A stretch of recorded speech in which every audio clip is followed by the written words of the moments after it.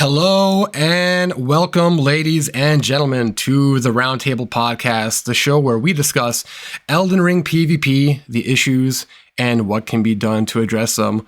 On this episode, we're going to be talking about balance post-patch 1.07. For this episode, I have three wonderful guests, one returning and two new.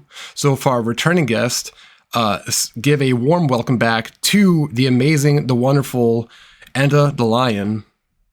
Hello, how are you keeping, Knight?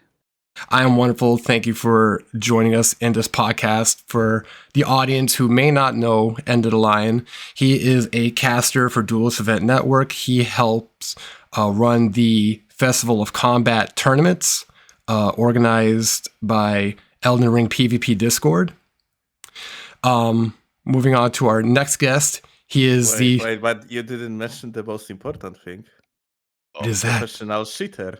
Yeah, true. His best title. It's the only one I have, to be honest with you. Really, let's not mess around. I'm so sorry. I thought that was your title, the professional shitter, the fan of the professional shitter, the fan of aviation, the Polish dinosaur, Steelovsky. Oh, that's me. Hi. I love aviation. Thank you for joining us, Steel. It is an honor and a pleasure to have you on the show. Yeah. And for our final guest, he has 99 problems, but sanity ain't one. Oh no, but man. Try again. Okay. I'll just take this one. Ladies and gentlemen, you are now going to get the experience of Lost My Sanity, the prettiest Souls player that has ever lived and a lover of goat. Welcome. A lover of goat. Thank you so much for joining us. Lost My Sanity. It is an honor and a pleasure to have you on the podcast. Oh, thank you. I know. Fantastic. So, with that out of the way, I'm KH Knight, the host. Just like with Enda, I help cast for the Duelist Event Network tournaments. And I also run my own independent tournaments for Elden Ring. I have been hosting tournaments since 2016 for Bloodborne, and then with Dark Souls 3, Demon Souls, now Elden Ring, and hopefully I'll be doing that for the foreseeable future as more DLC updates and patch updates come out for Elden Ring. So like I mentioned before, with this episode, we're going to be discussing just the overall balance of the game, specifically for the competitive setting. So for like tournaments, fight clubs, and such. So basically, for the part of the game that less than 1% of the players participate in. Exactly. Yes. Yeah, that sounds about right. That's why it's gonna be such a relevant discussion for most of people, I swear. I'm just heads up. I'm definitely gonna try to bring attention to the original game, to the retail, because I think it is also important. No, Put things into perspective. Please do. I think like seeing everything from all perspectives is important. But I think for we're going to get into it with this patch. Okay, so patch 1.07 brought a lot of changes to the game, specifically PvP changes, and it's made big strides in making the game as balanced as it can be. I think where the game is right now is miles ahead of where it was previously. So one of the biggest things that patch 1.07 brought was damage scaling for PvP across the board. So this is for weapons, spells, skills, incantations, and talismans. And what's great about this is now FromSoft is able to put out PvP fixes without hurting the PvE experience. This is something that they couldn't do before. And in previously other patches, this would upset the PvE community. They would cry, "Oh, why is my Rivers of Blood being nerfed to satisfy 1% of the community? Now this weapon is useless in PvE." But now that's no longer the case. Point, but that's a good point. Worth to mention that it's not really in action yet. It's just like we currently have only the Ashes nerf of 20%. Yeah. like across the board, but it's only nerf for the offensive ones. Yeah. So ultimately, RKR, for example, Royal Knight's Resolve is basically the same. Mm-hmm. Yeah, I mean, looking at the patch notes for patch 1.07, this feature that they added to the game, it's able to affect basically everything, but right now they're only using it for skills. So skills, Ash of Wars, they've been changed across the board. Some of the weaker ones got improved. Some of the OP ones were touched slightly.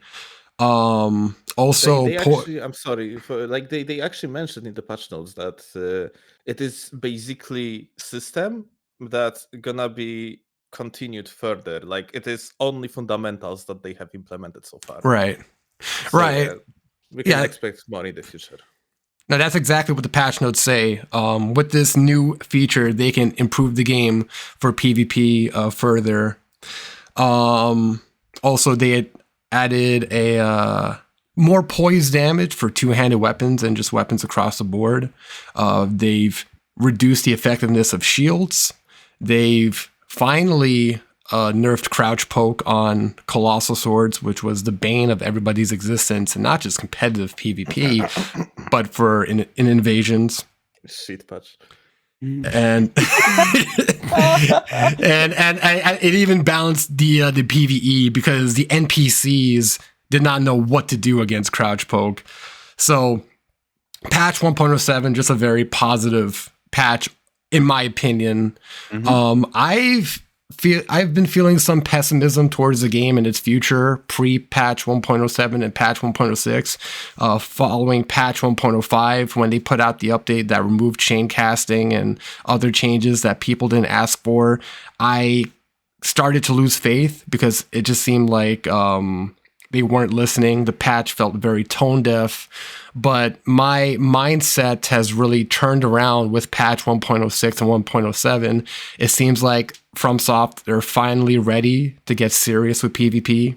It seems like they're actually listening because some of the changes that they did in these patches were suggestions that me and Enda and other people like G9 and Gabri, some of these changes we directly suggested in previous Roundtable podcast episodes. So it seems like they're actually listening to us. They're taking our feedback to heart. And right now, my outlook on the game and its future is a lot more positive. I'm hopeful now. I think the DLC arena is going to be the best arena that we will have yet. And the PvP will continue to be balanced and be more balanced than what we've had in previous games. So now I'd like to move on to our guests, ask them what is their reaction to patch 1.07, what is their outlook on the game looking forward. End of the line, I'm going to start with you. What are your thoughts? Well, as always, the harbinger of doom and despair on these podcasts. I'm actually, credit where credit is due. I think FromSoft did an absolutely exceptional job of setting the foundations for things they can do in future. So allowing for PvP balancing in regards to weapon damage or pretty much whatever they want. They already had the ability to do defensive effects such as talismans, such as weapons and armor, what they can do. They already have the capacity to do that, but now adding a very distinct separate balancing around damage in PvP is definitely a welcome step. I don't think that the patch is necessarily on its own done enough. Obviously, we've had two very PvP-centric patches, and that, it definitely helps. But I still think there's, as I'm sure we'll get into later on, there's still some very core and fundamental issues with Elden Ring's PvP that is going to need some form of addressing. And for all that has changed, I know we strictly talk about the competitive scene, or more or less talk about the competitive scene here. And what you'll notice is the setups haven't changed. Even with these pretty exciting poise changes across the board, it hasn't really changed comp play. Sure, some of the armor sets have changed around, and some of the poise numbers that we allowed for and didn't allow for may have changed around. But fundamentally, we're still going to see the heavy thrusting sword. We're still going to see the dual straight swords. We're going to see whatever power stance spears are allowed. True power stance colossal sword has been unfortunately nerfed into oblivion. But that's just been replaced with a combination of great thrusting YouTube spear. comment says that colossal swords are overpowered now. What you mean? Enda the lion. What is Into that the lying, bullshit apparently. you I are know. spreading? But No, okay. yeah, of course, obviously. But the last thing I'll say then is, whenever a problem props up, two more will take its place when we don't deal with the core fundamental issues with the game, which is the power stancing is a problem. The defense to damage ratios compared to the insane amounts of damage multipliers you have in the game is still completely out of whack. Good There's still example some of issues. I'm gonna like address that real quick. Yeah, please do. When it comes to power stance, um, they basically just allowed us to use two weapons and have the Yeah. additional moveset. In Yeah. case, for example, of Dark Souls 2, you Mhm. had basically 10% less damage on the offhand weapon. Mhm. Like, like straight off the bat, like depths of Dark Souls 2 were like, okay, that's gonna be strong. Mhm. Let's just like bring the nerfs to the offhand weapon, no matter if you are power stancing or not, no matter or just like holding the weapon in the offhand. As in Dark Souls 2, you had the full moveset on the Mhm. offhand weapon. Yep. So yeah, like they were like, okay, like two weapons gives you so many openings. Because of that, we're probably supposed to drop like some sort of the main nerf on it. Mhm. And apparently Elden Ring devs didn't have that thought like when they were designing the system. And overall, Elden Ring suffers a lot from this type of the decisions. They're like implementing something, and they are like, okay, I'm not thinking ahead. What is that going to bring to the gameplay? Yeah. You also mentioned that like the setups are basically the same. It's Mhm. because Poise didn't really like receive a buff. It was the values got inflated for Yes. everything but ashes. So it seems like it was more like target nerf for all the ashes. So the game isn't that much of the Ash of War oriented. Mhm.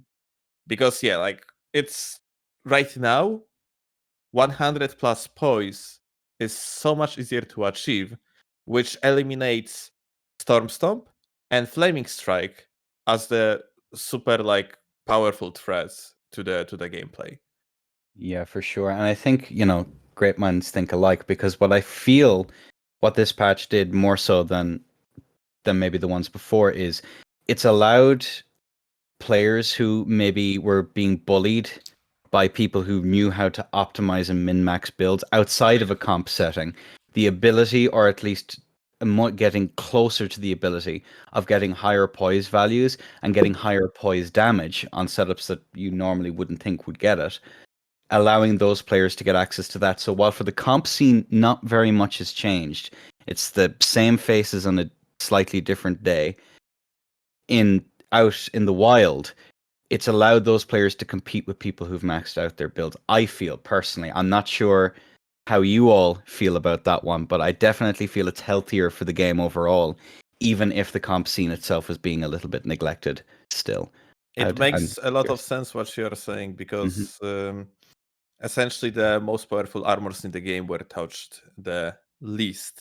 Like, Yes. for an example, when this comes to poise values, the bull goat wasn't touched at all. So our max poise, passive poise, is basically the same. So on the spectrum of pessimistic to optimistic, how are you feeling with the outlook of Elden Ring going forward? I don't know. To be perfectly honest with you, because they've made some interesting ideas have propped up. Now we need to see what they do with them in the next patch. I'll give credit where credit is due. However, they still need to prove what they can do with this system, or if it's going to go on the list of, well, we tried that. That was fun, wasn't it? And then move on to other more exciting things. We'll see how it pans out. Unfortunately, given FromSoft reputation with both the launch of Elden Ring and the launch of all of their games, it's kind of hard to tell how it's going to pan out. So I'm gonna sit firmly on the fence. I'm a bit more optimistic than I was, but they still have an awful lot to prove. Do you feel that they're at least listening now, at least more so than at launch? It feels that they have their eyes. It just depends how long it's going to keep their attention. We have their eyes now, and it also isn't clear where they're getting their information from. I mean, obviously they should be listening to us, paragons of, intellect and intelligence and wit. Factual? Actual. Actually, yeah, exactly. No, obviously they should run as far away from all of us because we're so disconnected from the scene. Yeah. But Yeah, that's actually correct. But I still am quite sure. Is it from the site, the PvP site? Is it from Reddit? It seems that it's an awful lot of Reddit that they are still gathering their information from, and nothing against Reddit, but it's a much more of a casual audience that they are going to be drawn to, and that's to a certain degree where they should. But we still don't know. We haven't enough information to base where they're gathering all of their information. We can be cautiously optimistic. It's like, oh, guys, they're listening to us, but that'll be told in 3 or 4 patches time when we're actually able to get a fair idea of where they've drawn their information. We just don't have enough info yet. There's not enough data. To be honest, it doesn't look to me like they are listening really to the comp scene, and this is absolutely understandable. Yeah, for sure. The games are mostly made for essentially a casual audience. Yeah, Like me. Yeah. Yeah. Yeah. Speaking of Hello, which, Lost Gamer, a person that's dodging my tournaments for fuck's sake and not participating. I'm literally asking Fighter to message you personally and invite you, and you're like, yeah, fucking Polak, piece of shit. Like, I'm not gonna be sweating. Who the fuck he thinks I am? Come on. This is actually a really a good point to just introduce my perspective of things, because I am under no circumstance a competitive player. In fact, the first time I saw a competitive tournament in a Souls game was in Steelovsky's stream just a few days ago. So I am completely new to this. I am a invasion player. I'm a hardcore casual, if you can think of somebody as that. And honestly, if we look at all the ways to play Elden Ring, the invasions, the single player, and the duels, and the competitive duels, if that was a family, I feel like the competitive scene is kind of like the dog of the family that the parents didn't want. Okay, man, wait, listen. I don't Will know. you at least feed us? Will you at least feed us? Maybe. Ask Daddy Miyazaki. Are we the outside dog or the home roaming one? Oh, you're definitely the outside dog. For fuck's sake, man. Okay. But that allows me to be the optimistic Oliver to Enda's negative Nancy. When I first heard about this patch, I was quite frankly astonished, because when 1.06 came along, it was a bunch of people that said this changed Elden Ring's PvP, and I am inclined to agree with that. And I thought, okay, this is going to be it. We won't see any more changes. And then, bam! They hit us with a humongous patch that gave us the ability, or they gave them the ability, to change up the PvP damage, the balance outside of PvE, which means we are going to get a lot more of that in the future. They are listening to us. They did a hot fix. I am incredibly optimistic moving forward. Optimistic, you say? I am optimistic. Yes. That's big words in case of From Software, but to be honest, same here. Absolutely same here. So I came with the approach of, well, this is the same company. For the last 10 years, they are doing bare minimum with the patching. They are making mostly adjustments.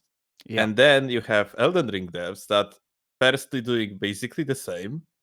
And then since patch 1.06, they're like, you know what? We are ambitious motherfuckers and we are going to flip this game over.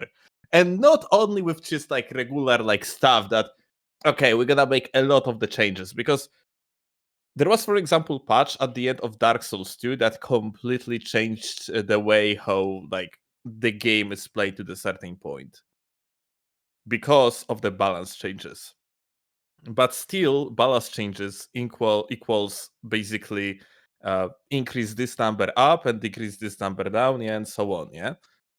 In case of Elden Ring, they are like, yo, we're gonna introduce the whole new fucking system to the game, and what you are going to do about it. Yo, you wanted a nerf to the fucking FP cost and like distance on the Bloodhound step? How about diminishing returns that no one asked about, but we can do that, so we are going to. Or like the freaking Wax Dust. No one expected them to include Wax Dust to the game. It was Thank you. like, Oh. thank you. That was so expected. Like that started out as a mod, and the fact that they made that an actual feature, that gives me a lot of hope. But continue. Yeah, like it would be expected in my case if that wasn't from software. Yeah. But since it was from software, I would never expect them to do such a change without either DLC or like completely new game. And if I can piggyback on that, what you're saying, when I say I'm optimistic, we all have to take into account that we are talking on the FromSoft scale here. Okay. I am optimistic equals average human being feeling of being absolutely depressed. It's like, okay. I don't cry in the shower anymore. Okay. I got you. It's not that bad. Steel, there's one thing I will say. You said that they haven't changed mechanics, but with getting rid of the nerfing washing pole, didn't they get rid of the ability to aggress in DS3? Or am I delusional? I mean, it is still like not. I know, for sure, yeah, but yeah, it's still like literally the same. Like this is like one of the changes that actually like, they might change the game a lot, but it still was only one tool. Yeah, for sure. Yeah. Well, technically two, because you had also the spears. No, but that also got like kind of butchered. There was like that long spear. I don't remember currently the name of. That was very good at aggressing. But yeah, like no, like let's not talk about Dark Souls 3 because it's the game that I had huge hopes for, and I bounced off so hard, and I missed like 5 years of content creation. I started playing Smite because of Dark Souls 3 being so shit. Man. And the worst of that, I have started playing on PlayStation 4, so I couldn't even compete in the fucking esports because they have no esports scene, man. Like Dark Souls 3 ruined 5 years of my life. No, I was there. I was hosting competitive Dark Souls 3 tournaments. I was the guy for that back in the day. So I guess the YouTube algorithm didn't hit you with me back in the day. No. I mean Smite. Like my plan after Dark Souls 2 was that okay, my numbers actually going down. I was like at the days of Dark Souls 2, I was 400, 500 viewers Andy on Twitch. And at the end of it, I slowly started like declining in the viewership. And I was like, okay, I'm just going to cut this head off right now. And just going to start a new chapter.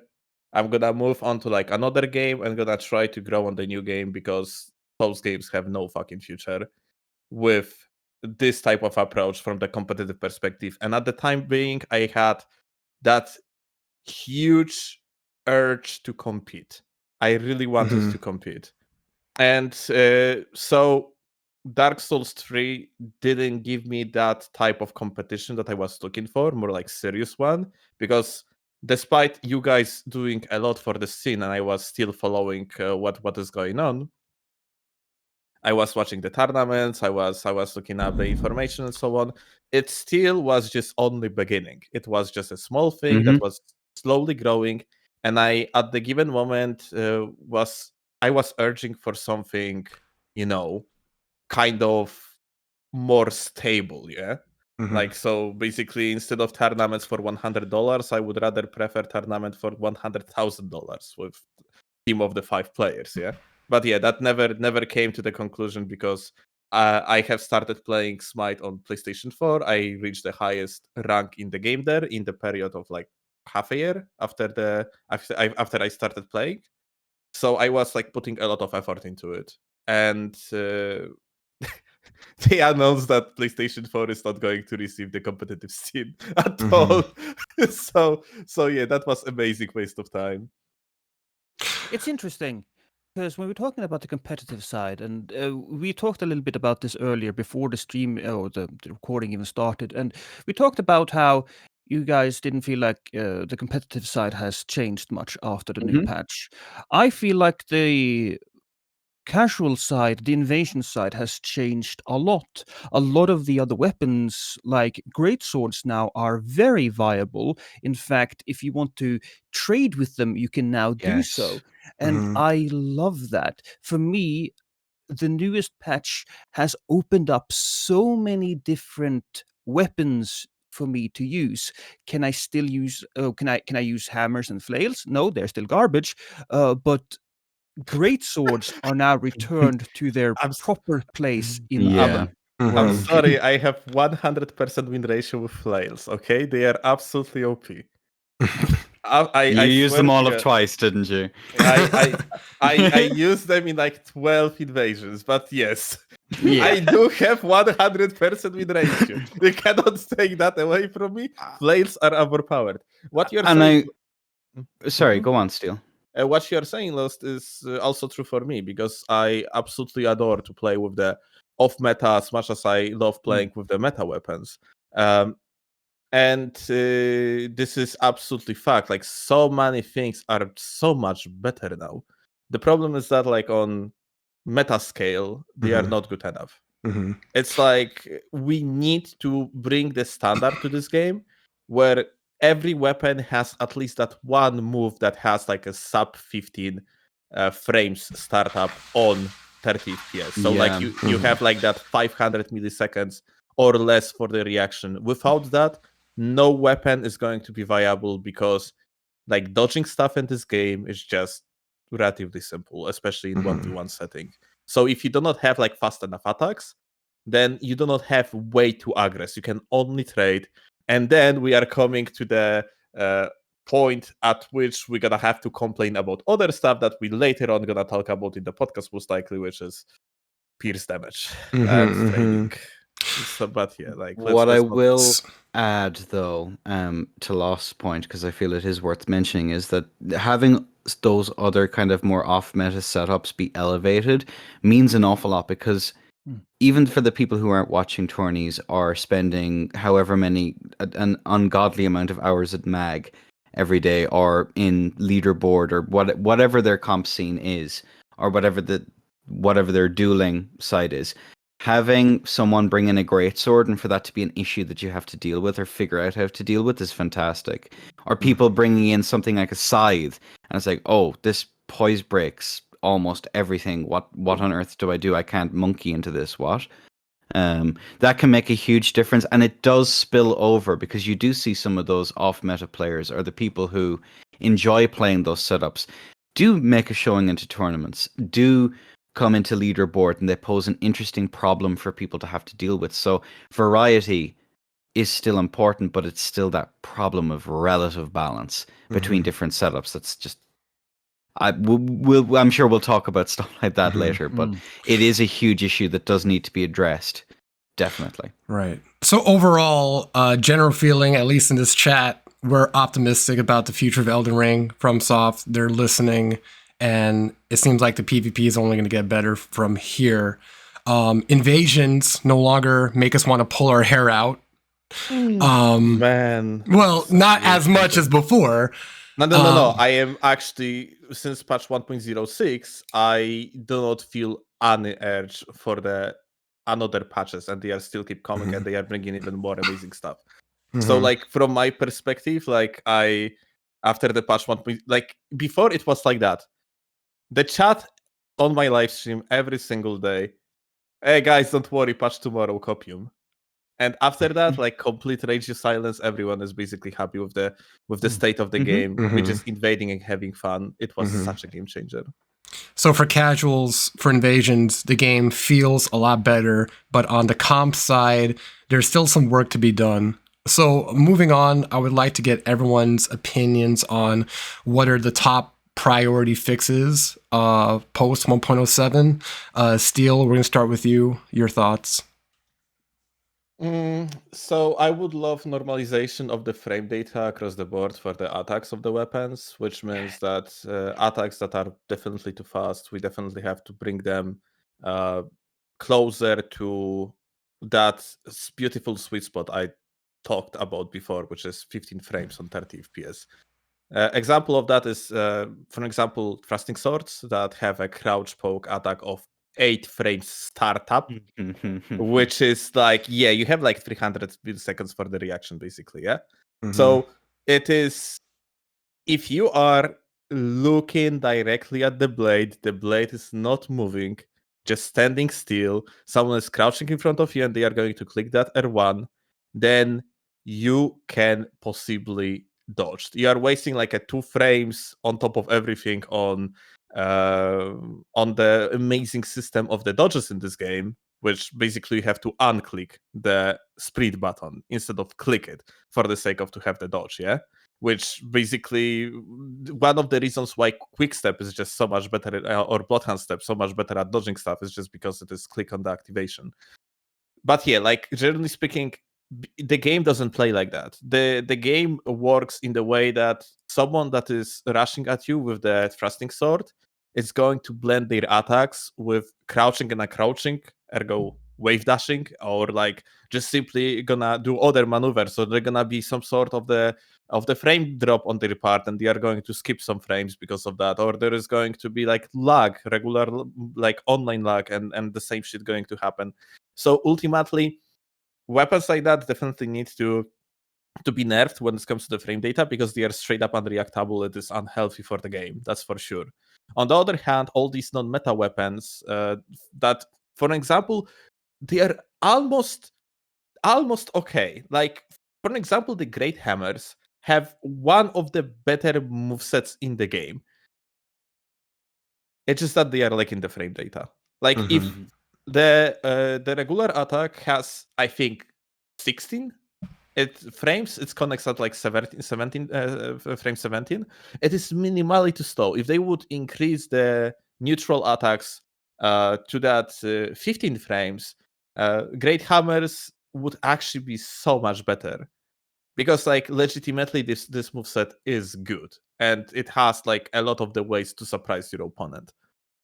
But yeah, it's so normalization of the frame data is one of the things for sure. The another thing is that they really have to look up what they did with the ashes, because I can understand that they probably want to make the game less Ash of War reliant, but effectively what they did is that they didn't nerf RKR and other buffing type of stuff, and because of that we just moved the meta, or like we limited the meta. We dropped the idea of use of stuff like, for example, Giant Hunt, because it doesn't one-shot anymore when in situation when previously it was one-shotting. And right now instead we just use the RKR enchant on people and one-shot them in that way. So like either we are nerfing the buffs, or we are like adjusting the Ashes of War again to be a little bit stronger, like adjust them individually, because there is actually legitimate problem, for example, with stuff like Storm Assault.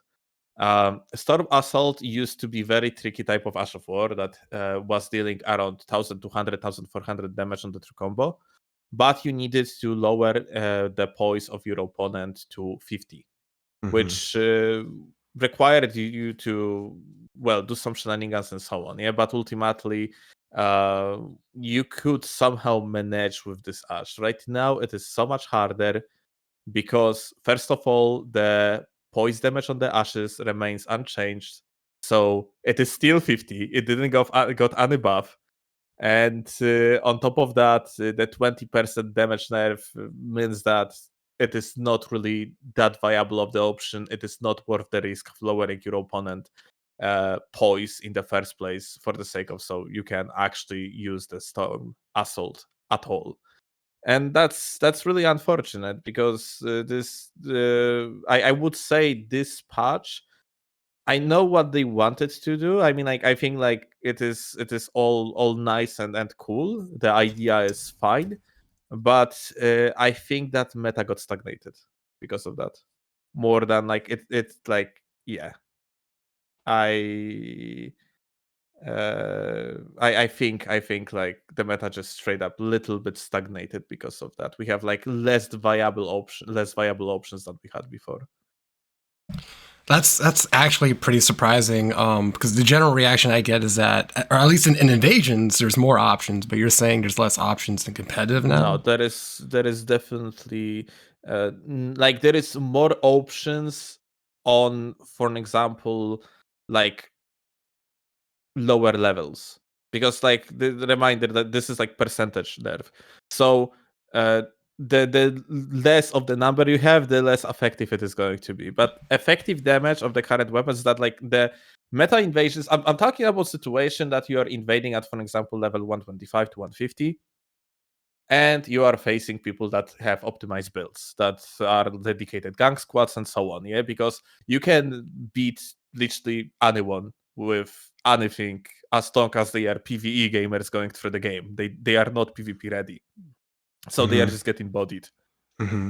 But we are like, to make this argument fair, you have to look at from the perspective of that you are facing someone that know what they are doing. You are facing the gang squad that, for example, is just fully prepared for the PvP.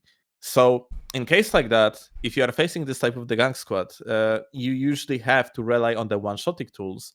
The reason for that is because it is essentially a game, and Elden Ring is essentially a game with low TTK, low time to kill. If you are not going to kill them fast, they are going to kill you fast. Because of that, like before, it was working in such way.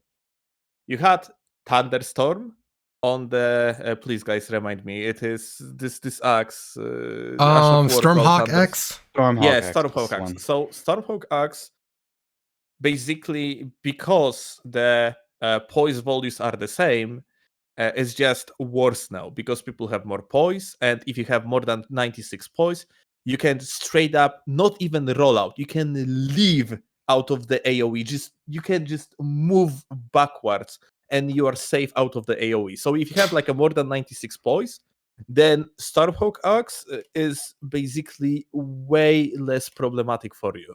So Stormhawk Axe, that was amazing tool against gang squads, became like basically obsolete, at least out of my menus, because I cannot really rely to kill good players with it that know how to optimize their builds and so on. So right, the giant hand doesn't one shot anymore, even with the Alexander shard and with the spear talisman on the counter damage. It is going to do up to 1700, 800 damage. I would need to have 99 on the dex and strength to one shot with it, because it is essentially quality scaling hash. So yeah, like unless you have like the or like, actually no, my bad. Like I think it is air based. It's not a bullet, so never mind.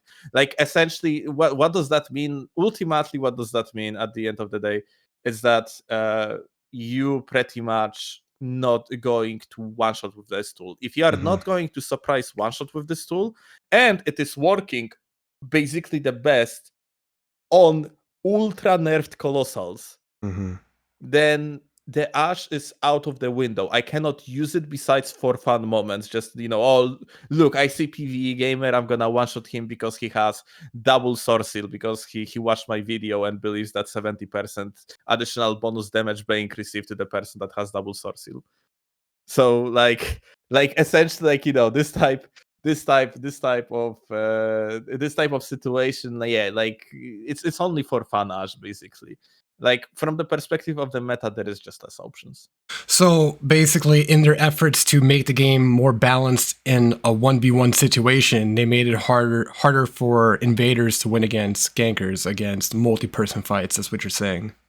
Okay, I wouldn't say it is harder, because jumping at people with the RKR double lance is not really, that hard, as long as you know your timings and 180 jumps. And but you have less options. You have less options to do those one shots against ganks. One shots are more boring though.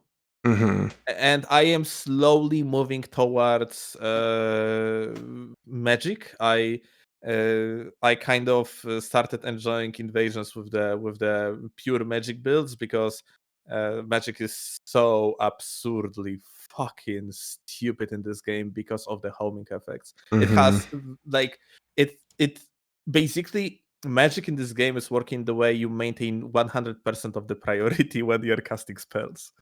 Mhm. Because of the homing effect. Yeah, you do not have to aim or anything, which is Mhm. quite funny. Yeah, like Star Shower is still one of the best magics in the game. Going back to what you said about standardizing the movesets for weapons, to me is one of the best suggestions I've heard on this show, and I totally agree. When I look at other games like Soul Calibur, which is a weapon-based fighter, there's so many different weapons. You know, you have great swords, colossal swords, great axes, and small weapons like a rapier, and they all have like a standard fast attack, like a standard 12 to 14 frame attack across the entire roster. And then, like, besides those standard attacks, they have their unique attacks that are slower or faster than other weapons. So I agree that the weapons in Elden Ring, they all need like a crouch poke. They need a roll catch. They need like a standard fast attack that every weapon has access to on top of their unique attacks. And to like standardize a frame so that one isn't like 8 frames, as you mentioned with the thrusting sword, like an 8-frame attack. Like, that's faster than most quick attacks in fighting games. Like, 8 frames, that's extremely difficult to react to. So, like, tightening that window and making everything standard across the board, I think would go a long way in making the game more balanced in a PvP sense. The big area of debate I see coming up would be like, how would that affect PvE? Would that ruin the game for PvE? Would that make certain weapons too strong in PvE if you standardize the movesets for PvP? But that's a debate for another day. I think it is still a really good suggestion, and one that FromSoft should take into consideration. I would like to move on to Lost My Sanity for his thoughts on what are the top priorities. Like, before we're gonna move to Lost, I'm just gonna like quickly mention only the fact, like, what you said about the fighting games, yeah, that the it is faster than most of the frame data. It is actually quite a funny difference between like fighting games and, for example, Souls games. That for us, for example, the safe frame data that makes things viable is like 14-15 frames, and this is like very good weapon. There is like not many weapons in the game that have that frame data. But when, for example, in Dragon Ball Z Fighters, I think it was the game, they nerfed one of the moves of the characters from 10 frames to 12. People went batshit crazy and called the character completely unplayable, worst fucking shit in the whole game. So yeah, like it is like this actually quite. I'm not sure if comparing like stuff to the fighting games is the idea. That being said, absolutely correct that if something has 8 frame startup like thrusting sword, which is faster than fighting games, where overall faster frame data is like more of a normal thing than it is in the Souls games. I think they offer a good reference point. Just something that FromSoft can look at to take an example from. But I see what you're saying. They're apples and oranges. One's an RPG, the other's a fighter. But I think there can be some crossover in the design aspect of the combat. I just wanted to notice that, like, it's for example, the comparison of the frame data might be not always that good of the idea. Yeah, it's between different genres, because it's just like you have different standards. I would say like standard for Elden Ring, when we are looking at the weapons currently, is that, like, for example, what is currently strong? Dual straight swords are strong. Yes, the startup of the regular L1 of the dual straight swords is like 13 and 14 frames on the second blade, which effectively it connects at around like 14 and 15 frames. Yeah. And like basically like dual straight swords are kind of like considered as the of that basic. So yeah. So I guess it is essentially ultimately kind of like our gold number, that 15 frames. But maybe You guys are all so Yeah. detail-oriented, aren't you? Talking about frame data this and frame yeah. data that. I took me a little while to really get into the conversation of this because I don't have any idea what you guys are talking about. Look, I'm not really that big into fighting games, but I came in and I understand that, yes, it would be very important for us, and I agree with Steelovsky on this, that we need to have the ability to react to certain attacks. That is why crouch pokes on ultras was so incredibly eat your own ass levels of frustration, because what are we supposed to do? The same thing is now happening with the thrusting swords, especially the rapiers and stuff like that, and that should be attended to. I have to say that in my invasions, I don't see that a lot. I have heard and I have played with it myself, and I know just how incredibly powerful it can be, but I don't see it. And it is. What level do you usually of invading? I don't see rapier or crouch poke happening all that often against me when I invade. Now, this might, of course, be just my perspective, because I can assume that if you're an invader and you know more about the game, you might be using the crouch poke against the host. I haven't seen too much complaining, but that's just me. When I think about things that I would like to buff, give me something more to do with hammers, man. Do something, because they are in a very bad spot. I was so excited when I saw that we are now using flails, or that Elden Ring had flails, and it turns out it was just basically a reskin of the hammer. So I was been thinking, what can we do to make these weapons better? If I was in charge, I would perhaps have buffed the speed of the second swing in the attack chain, the R1, to maybe allow us to do a double hit like we got in Dark Souls 3. That would be a dream of mine. And if nothing else, FromSoft, for the love of God, can you please give Vari's bouquet enough damage so it doesn't feel like you're just hitting somebody with an actual bouquet of flowers? I wanted to use that weapon so much, but the range is awful, the speed is awful, and quite frankly, I have done more damage to my grandmother by simply hugging her than hitting her with that weapon. So sorry, go on. no, I'm okay. Truthfully, Are you sure? Are you sure you're okay? Do you want to talk about it, especially the part about your grandmother? Well, look, I feel like the most important thing about the frame data, the fact that we need to be able to react to everything, has been said. When it comes to us having less options against ganks, I think FromSoft is going to file that under "that's too fucking bad." You know? That's just too bad. We are going to have to live with this. I think that is the lowest of their priorities, and yeah, it's fascinating because I think these patches have made the game so much better. But by removing the insane amounts of damage that we could do in the games, when the game first came out, we are now at a much bigger disadvantage against ganks, since we cannot, one-shot them as effectively. As in many ways, because we still Yeah. can be effective, but that's definitely the point, that Yeah. less options equals just by pure share of the fact that not everyone have the same play style. Mm-hmm. Some people gonna be more hurt by these changes than others. Yeah. I think overall it's not so bad for invasions, because most people who do PvE, they have no idea what the hell they're doing. So usually they have they level up their attack stats, but not their vigor. Their vigor is very low. So I will still one-shot people. I'll do an attack that does 800 damage, and 800 damage is enough to one-shot them. A lot of people don't know how to play the game. So it usually balances out.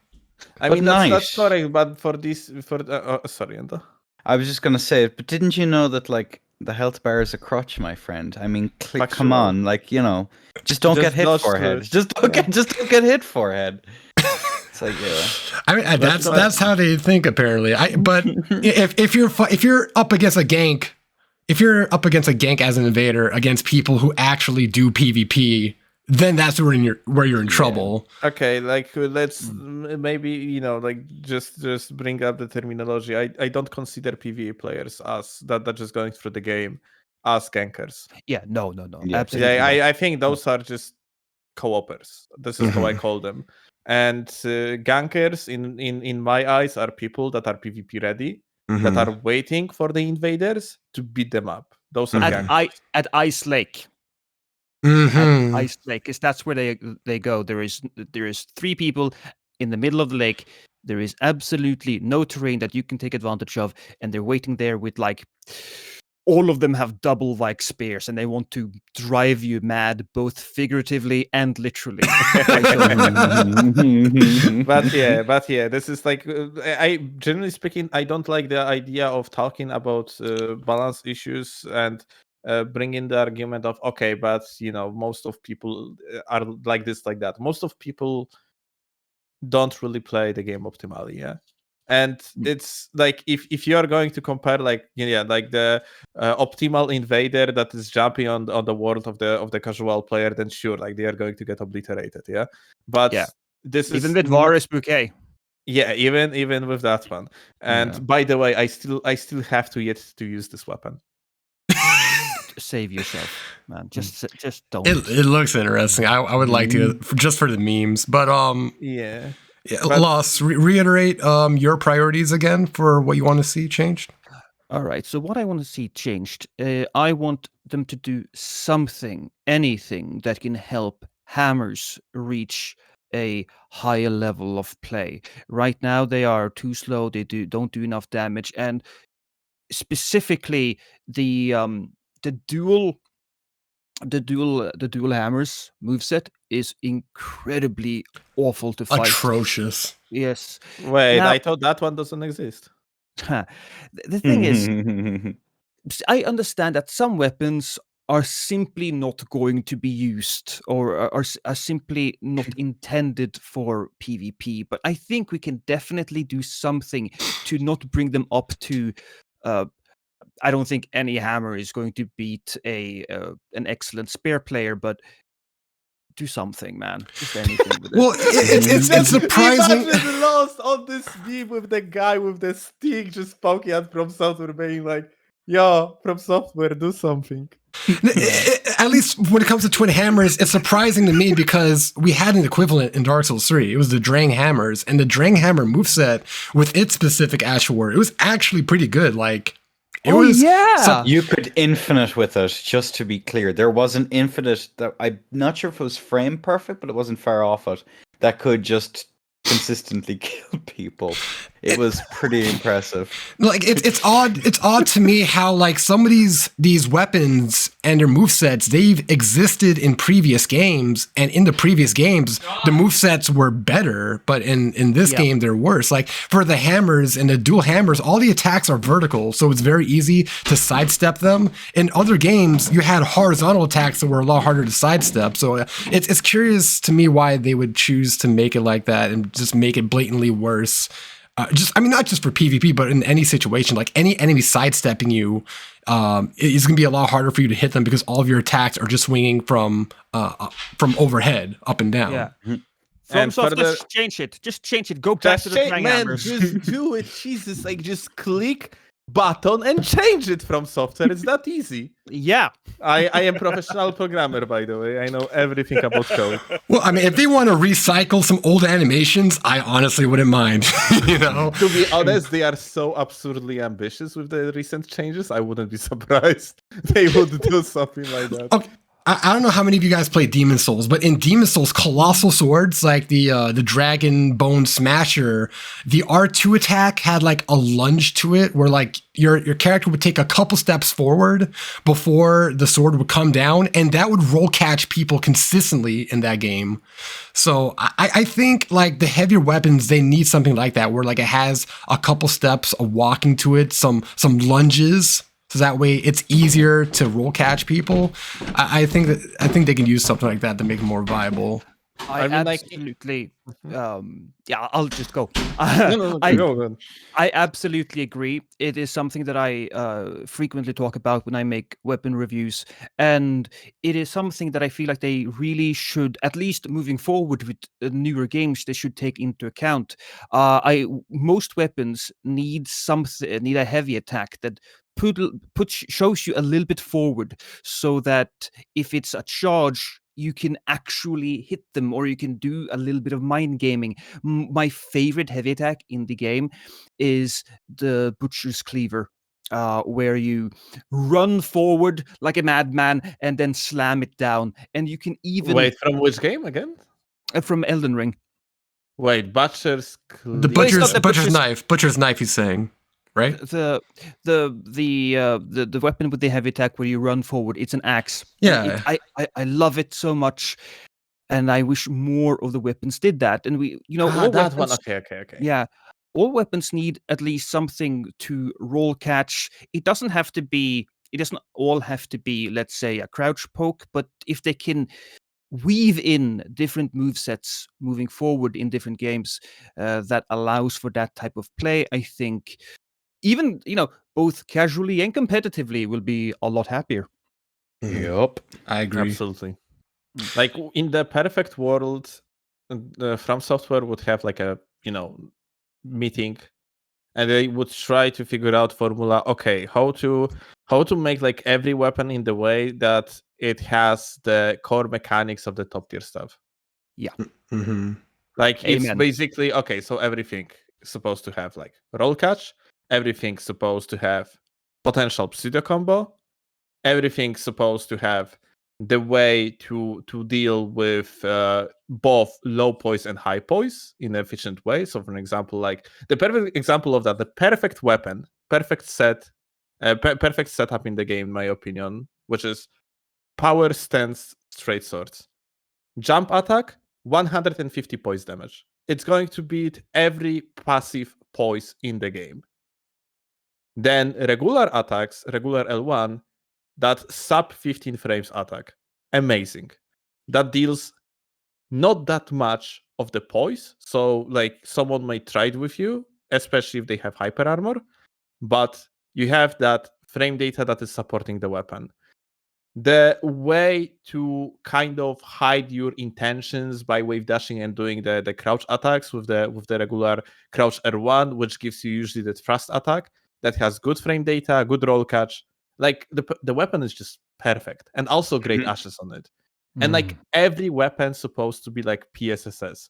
Every weapon supposed to have a lot of options to deal with a lot of different type of the enemies. Mm-hmm.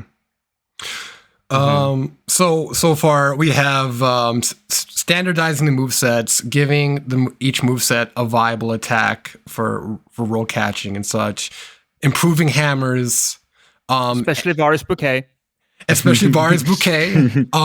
Enda, it's your turn. What are your top priorities for the game going forward? So, listen, I'm sorry to have to break it to you all, but I'm on PC, and PC ain't doing so hot first and foremost.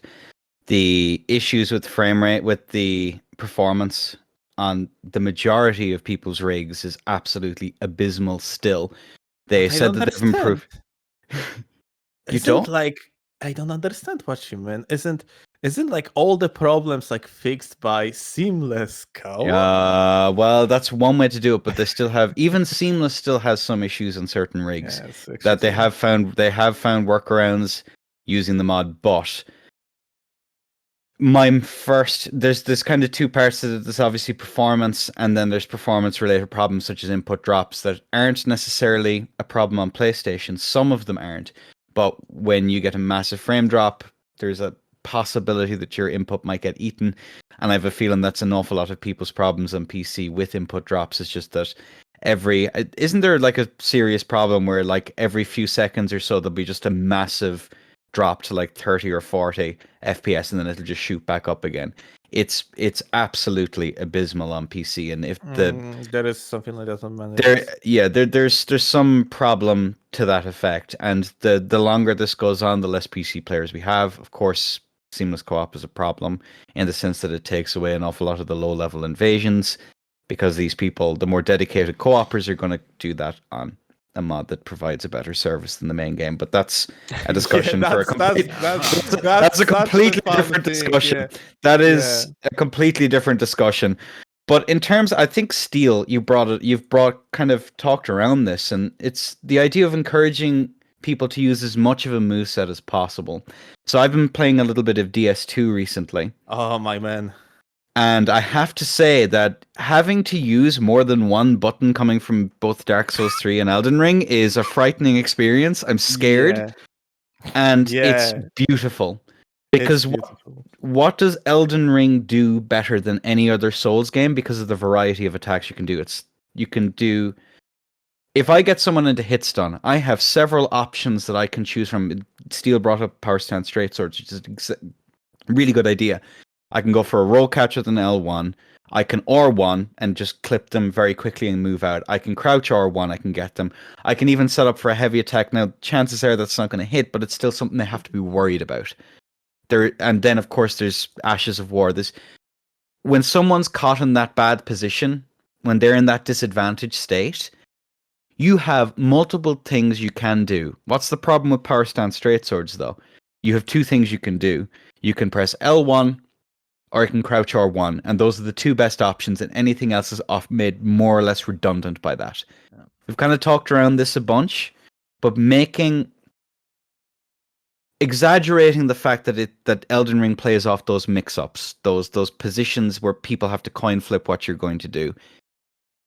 If we put more of those positions with multiple parts of a moveset in, I think Elden Ring would be a considerably better game, and the competitive scene and the casual scene would be in a much better position as a result of it.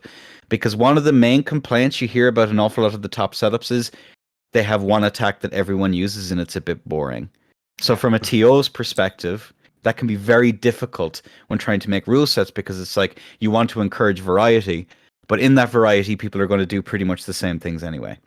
So for the health of both, you mentioned that at the beginning, that fundamentally the game is flawed and requires fundamental changes. Yes, and that will be one of those fundamental changes that I think needs to be brought in, is encouraging the use of more parts of a moveset as opposed to the high damage option with good frame data is the best option in every possible case.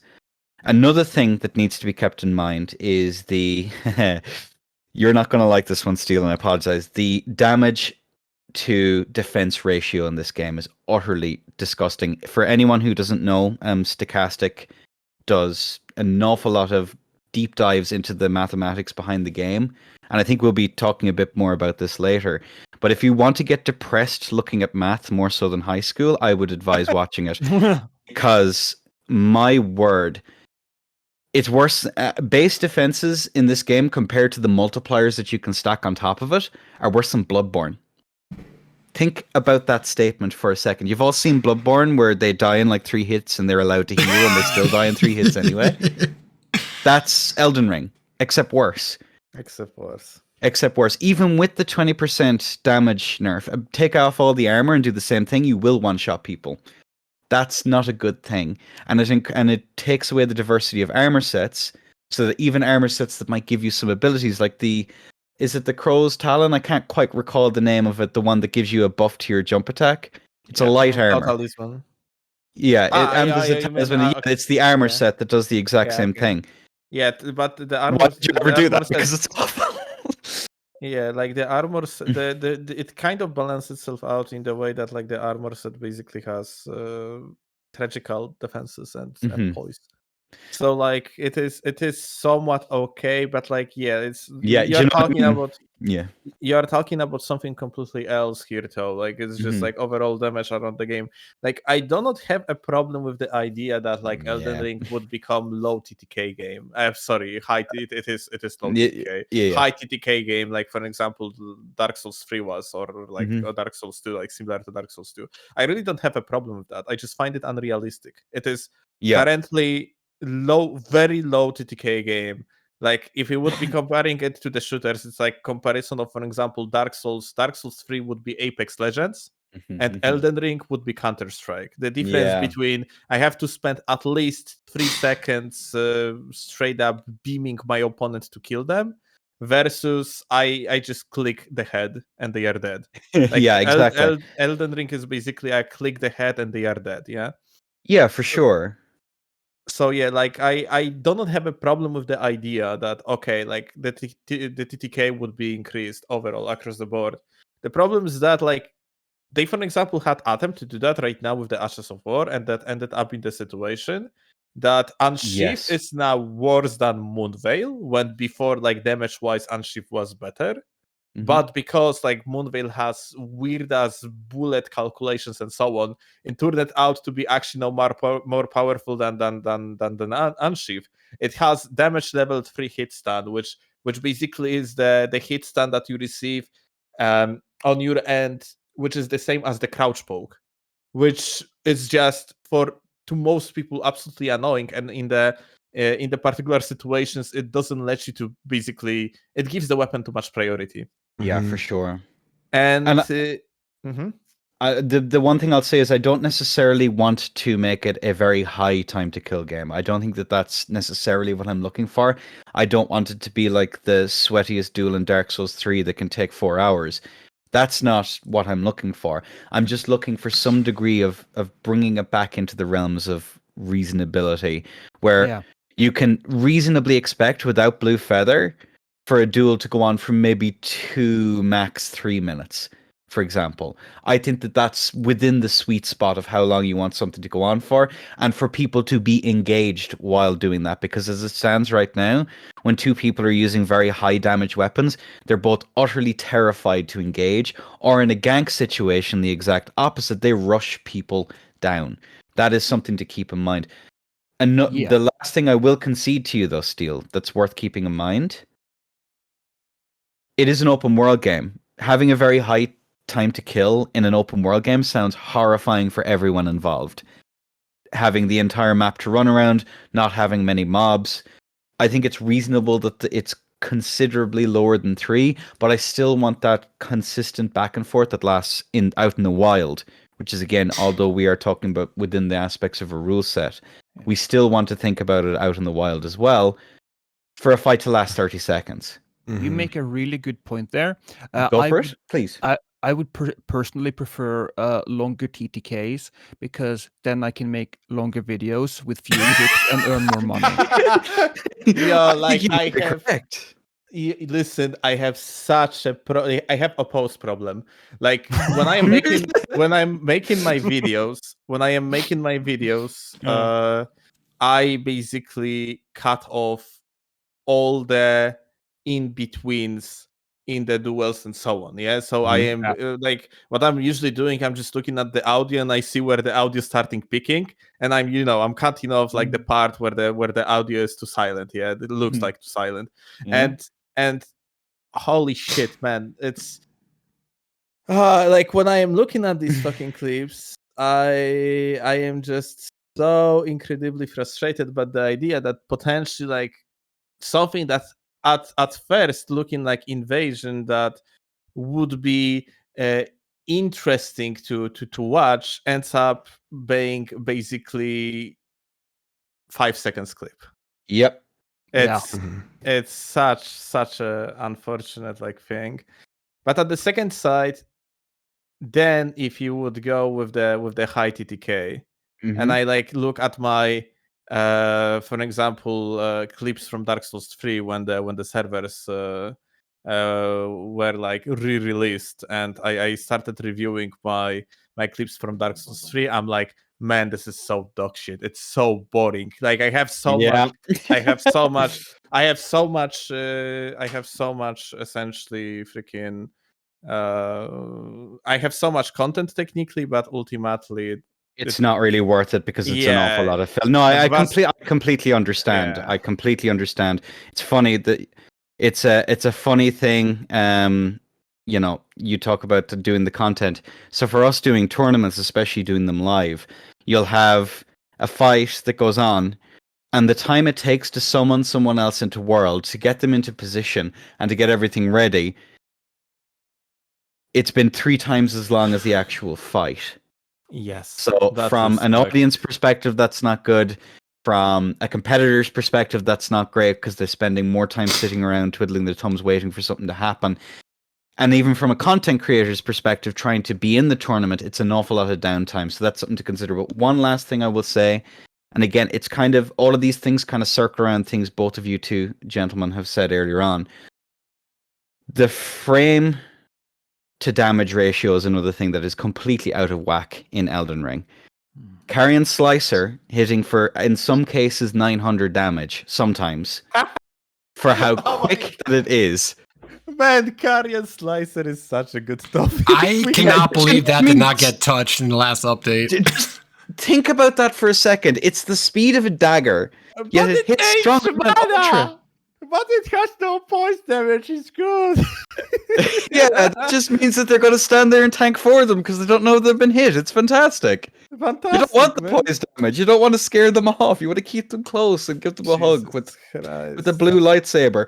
But that's something. That's just the best example. There's more of them. We can look at even dual straight swords for something that just spits out damage at high velocity into your opponent's face. And then it's very difficult to punish because the recovery is so high in it.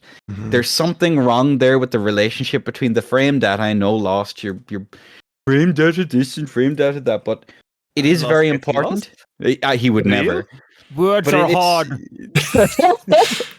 But it is something that's worth keeping in mind, that you want something that's difficult to hit like a truck, right? Because usually it's the size of one. Whereas you want something flimsy, ridiculous, and a little bit pokey to not do that much damage. And I think, Knight, that leads into another topic that is rather relevant to quick things that do perhaps a little bit too much damage. You already know. The transition. You see, a pro gamer. Thank you, Enda. Okay. But before we do jump into that next topic, thank you for bringing up just how difficult it is to connect to people on PC. PC is a platform that has received, it's hasn't received a lot of love from FromSoft. It's been like since Dark Souls 1, it's been like the least optimized platform. No. Dark Souls 3 was the exception to the rule, I believe. Because it ran like a dream most 90% of the time. No, wait. That's because you didn't play Dark Souls 2 on release. That game could run on a toaster on 60 FPS. It was such a good piece of optimized code at the time of the release. They fucked it up in the Scholar of the First Sin release. But on a FromSoft scale or an actual scale, Steel? No, okay, listen. The game legitimately could run on the toaster. Like, it was like the original Dark Souls 2. It was on the legitimate scale of the game optimization. Dark Souls 2 was so well optimized on PC. Okay. It was actually insane. The problem though is that we never had a support for the more than 60 hertz on the monitors. So yeah, of course, from software being from software in the other departments, but optimization wise, I think Dark Souls 2 was legit the pick of optimization. The original, not Scholar. Okay. But interesting. But for Elden Ring specifically, and this is something that me and Enda ran into while running tournaments, the difficulty of summoning people, how long it takes to connect, that is something I would like them to prioritize with these future updates. Get PC up to par with consoles in terms of connectivity. And then also I agree with what he said about frame to damage. And that's another thing where I think if you look to fighting games for inspiration, it could be a good thing, because in fighting games, your low frame attacks, the fast ones, they're low damage. The high frame attacks are big damage. So it's like a jab, jabbing in boxing, it's very quick and it's really just to stun your opponent. And then, your haymakers, your hooks, those are a lot easier to see coming, but they're big damage. And that's how, like, movesets in this game should be standardized. The low frame attacks should be weaker. The high frame attacks should be stronger. And it should be like that for every weapon across the board. But moving on, I would like to talk about what is, to me, the strongest set of weapons in the current meta post patch 1.07. Now that Uggs and crouch poke Uggs have been, for the most part, removed from the equation, the strongest weapons that we're looking at in the current meta, to me, would be pierce damage weapons. So we have thrusting swords, heavy thrusting swords, spears, and great spears, and they're all strong for their own unique reasons. But what they all share across the board is counter damage, which is something that has existed in previous games, but I feel it's way overtuned in Elden Ring. Like, I did some tests last night on just like your basic, enemy, and maybe this is different for PvP, but I don't think it is by much. I got a 30% damage boost from base counter damage. And then you have the Spear Talisman, which adds another 15%. But with the way damage multipliers work in Elden Ring, it's multiplicative. So, like, it takes that base damage, multiplies it by 30, and it takes that output and it multiplied by 15%. Whereas I believe in other games, they would just add the percentages together. So it would just be 45% times, or 1.45 times the base damage. To be honest, not. But usually there are like systems that apply the artificial diminishing returns. And we have systems like that in this game. For the armor defenses. We actually do have systems like that in this game. It's just they are not applied for the offensive type of moves. They're only for your armor sets. But like the way it is now, you have counter damage, you have the Spear Talisman, and then you also have Claw Talisman, Raptor armor, and then you have Royal Knight Resolve. So even post 1.07, it's still easy to one-shot people with these thrusting weapons, especially like dual great spears. You put Royal Knight Resolve on one spear and then you do a jump L1, you're gonna one-shot people in most cases if they try to attack you back. So reducing the effectiveness of counter damage, reducing the base damage or reducing the base multiplier for counter damage, I think is a step in the right direction to make these weapons less effective in PvP. And then for like the specific attributes of each weapon, thrusting sword has its crouch poke and it has its higher poise damage post 1.07. I think its poise damage should be reduced. The crouch poke should be made slower. Dual spears, this has been an issue since day one. They've been banned early on in tournaments. Their tracking is way too good. Great spears. I have to be honest, a little bit different opinion on that. Like I think like things should be more like dual spears than the other way around. Well, like, let me finish my thought real quick, and then I'll and I'll move on to you. Dual great spears, the crouch poke right now is like just the new crouch poke. It's just very quick, high damage. You mean great spears, yeah? Great spears, yeah. The crouch poke for great spears is like the new crouch poke that you see in meta PvP. Heavy thrusting sword, I don't really have a suggestion on how to fix that one. I think just reducing counter damage would be enough to balance that. But moving on to you, Steel, what is, in your opinion, the problem with piercing weapons, and how should they be addressed? So the problem is that From Software, for some particular reason, gave the counter damage to only one weapon types. I don't understand this decision, because we have Dark Souls 2 where everything has counter damage.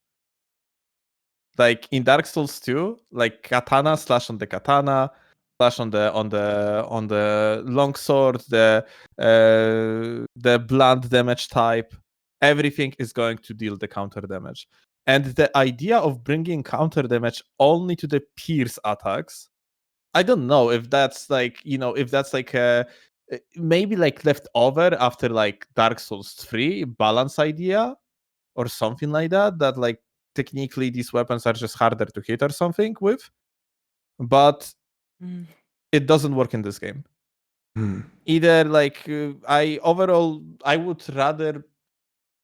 probably rather prefer, if I want to decrease the TTK, increase the TTK, then I want to like, I would love to have like complete removal of the counter damage, because like overall the multiplications that you are talking about, like they are the core of the problem of the very, very low TTK in this game. That being said, it is unrealistic. They are not going to remove the whole like part of the game and so many like items. Like they are not gonna rework them like because there is so many things that basically multiplies your counter damage and so on. Yeah, they are not gonna do that. So instead, I probably would prefer to have counter damage on basically every tool. And similarly to Dark Souls 2, and nerfs to the multiplications. Preferably that artificial, because they proven already that they are absolutely fucked up. They just like, they are going to bring something that they could just like slap the raw nerf on like with the Bloodhound step, and they are going to make the whole system around it. So if the devs of Elden Ring are so ambitious, then use the system that you have already for the armors. As I said like before, for an example, in situation of the armors, it is working in the way that if you are going to equip if you are low on the HP and you are going to equip the blue feathered and you have optimized armor set, you are going to have your defenses increased to 65% basically on the physical damage. That's gonna be your average. You're gonna have around 65% defenses on everything. But if you are going to add that Windbeard shield on top of that, which gives you the defenses in the amount of 10%. In reality, if you are going to stack Blue Feather and that Windbird, you are not going to have 75% defenses. You are going to have 67. Because there is like the diminishing return system that do not allow you to stack too much of the defenses one onto another. If we are going to use similar system, if they are going to use similar system for the multiplicative issues like regarding the offensive attacks, that would be great. You said about HTS. HTS is one of the most oppressive type of the weapons in the whole game, because of the fact that you can just aggress relatively safely with the jump attacks, and then you have very short recovery, so you can just roll out very, very, very quickly. But they are mostly so oppressive because there is no way you can trade against them, because they are benefit so much from all these multiplications you are talking about. You can they are like a pierce damage type of weapon, so you are going to, on the trade, you are going to like basically like add the counter damage, then Spirit Talisman, then Claw Talisman, then the armor set, then additional like 10% damage from the aromatics, and and then on top of that the true combo on the jump attacks. Oh my Like, god. you basically, because of all of these things like stacking one onto another, you ending up in the situation that HTS is currently one of the most oppressive tools in the comp play. But we have example of Aizen's tournament. Like Eisenwave is a content creator that is known for two things: shitty opinions and shit tons of working codes in his project, which is so incredibly fucking respectable. When the first one can be arguable, and some people might agree with his opinions, some people might not. The second is like, there is no argument. He is super hard worker, and he works hard to deliver like the highest potential like quality when it comes to, for example, his tournaments and so on. So he spends a lot of time on optimizing his rule set for the sake of so the game would be as fair as possible. And he, for example, has completely removed from the existence of the game stuff like Claw Talisman and Spear Talisman. And whereas HTS being basically popular pick and a lot of people just one trick in HTS, they are going to use HTS, but it is not even close to be as oppressive than in the tournaments with the Claw Talisman and Spear Talisman being unbanned. So yeah, like this is basically like, yeah, that's summary quickly. It just the multiplications are the problem. No, I Give us agree. system. Give us system that just like nerfs them hard if you are stuck in the stats onto stats. You mentioned diminishing returns, and I agree with that point. I think adding that, so like if you reach a certain threshold, you stop gaining like damage multipliers to your weapon. Because right now, with how high you can make the damage, it's just ridiculous that even after the damage scaling from patch 1.07, with these certain combinations that have to do with pierce damage and counter damage, it's still easy to get one-shot potential from these weapons. I'd like to move on to Lost. Lost, what is, in your opinion, the problem with pierce weapons, and how would you address them? What Steel said. You're lazy, bitch!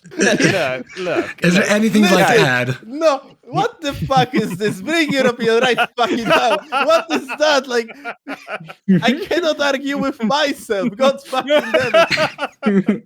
Look, no, it is clear that these things are doing far too much damage. They should be nerfed. There are several ways of doing that. Diminishing returns are one. If there's something I would like to add, it's that I think that FromSoft certainly should try to experiment a little bit. Look, don't be afraid to try something that might seem a little bit out there, that might not work. And if it doesn't work, if the community doesn't really embrace it, okay, then revert it back to what it was before, and then try again later with something that isn't as big of a change.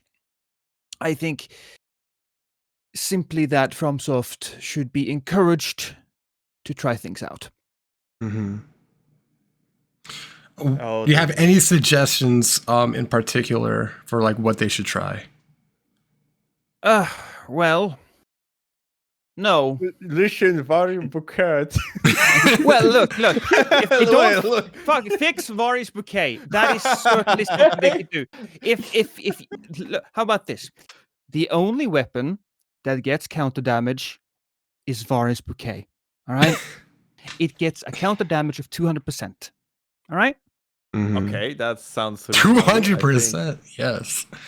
I think that's reasonable. You prick your finger on one thorn and you just kill over and die. Man, how many thorns you have on that one? Like have you seen how many roses you have? There must be a lot of the sources of the potential piercing damage in them. So That is true. it only makes sense. Think about it. I'm pondering so hard right now. You have no idea. It hurts. Look, I'm curious to hear your answer. Look, I have some notes here that I wrote for the different questions because we got some of them beforehand, and I wrote, "Stop it! That's it. Get rid of it. Stop it. Just nerf it. There's no secret to this. Just lower it. It's too much." Now, I think I could add to what Steel said earlier. Why is rapiers and thrusting weapons the only types of weapons that have this type of damage? And I think it's simply because they want to make the weapon more special. That's my best guess. It's a weapon class that has a unique ability to give it more personality. Cool. It just doesn't quite work with all of the insane damage that is going around. I think like they thought in FromSoft's heads, they thought these weapon classes, the spears and the thrusting swords, they would be weak on the damage side of things. So they gave them like counter damage to make them in line with other weapons, but that wasn't the case. Like they do way more damage in general over other weapon classes. And on top of that, the tracking is insane. Like you think with thrusting weapons, they're attacking in one direction. It should be easy to sidestep them, but in most cases, even though they're thrusting forward, the tracking is so good that you can't sidestep around their attacks in most cases.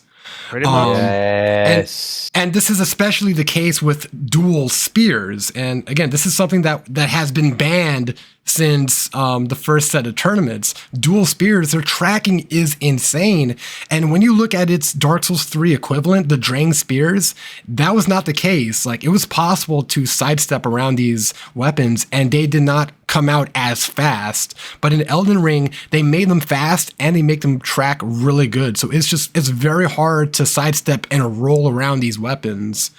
So I think FromSoft, in their efforts to balance it and make it on par with other weapons, they accidentally made them stronger than every other weapon. The tracking is too good. The base multiplier for counter damage is too high. It shouldn't be 25 to 30%. It should be like 10%, 10 to 15% max for base counter damage. And then you can add the multipliers on top of that. But also like the damage multipliers should not be multiplying on top of each other. Like they should all be added up for just one single multiplier. But now, yeah. Hey, FromSoft, how about you show hammers some love? Okay, hammers. I just want hammers, man. Look, man. Okay, listen. Lost is clearly the hammer salesman, and this is how I'm going to introduce the guy. In every another podcast, you have to implement Knight. It is Lost My Sanity, the professional hammers salesman. look. This is his official. All right. title. I'm gonna make an edit for the beginning. He's very bashful, so you know. All right, I'm gonna make an edit for the beginning of the podcast. We're gonna name him the Lord of Hammers. Lord yeah. of- Oh, yes. Lord Yes. of Hammers. Oh my god. If you want to know, this is strong. if you want to know exactly why I'm so in love with hammers, it's because of Dark Souls 3. The mace was an incredible weapon. You could mind game your opponents to such a big degree. You have And longer the roll, kickstand, yes? yeah, the roll catch was amazing because if you just waited a split second and not just mash the button, you could roll catch your opponent because they got panicked and just kept on fucking rolling. Look, my highest roll catch was 17 times with a broken mace. Is that recorded?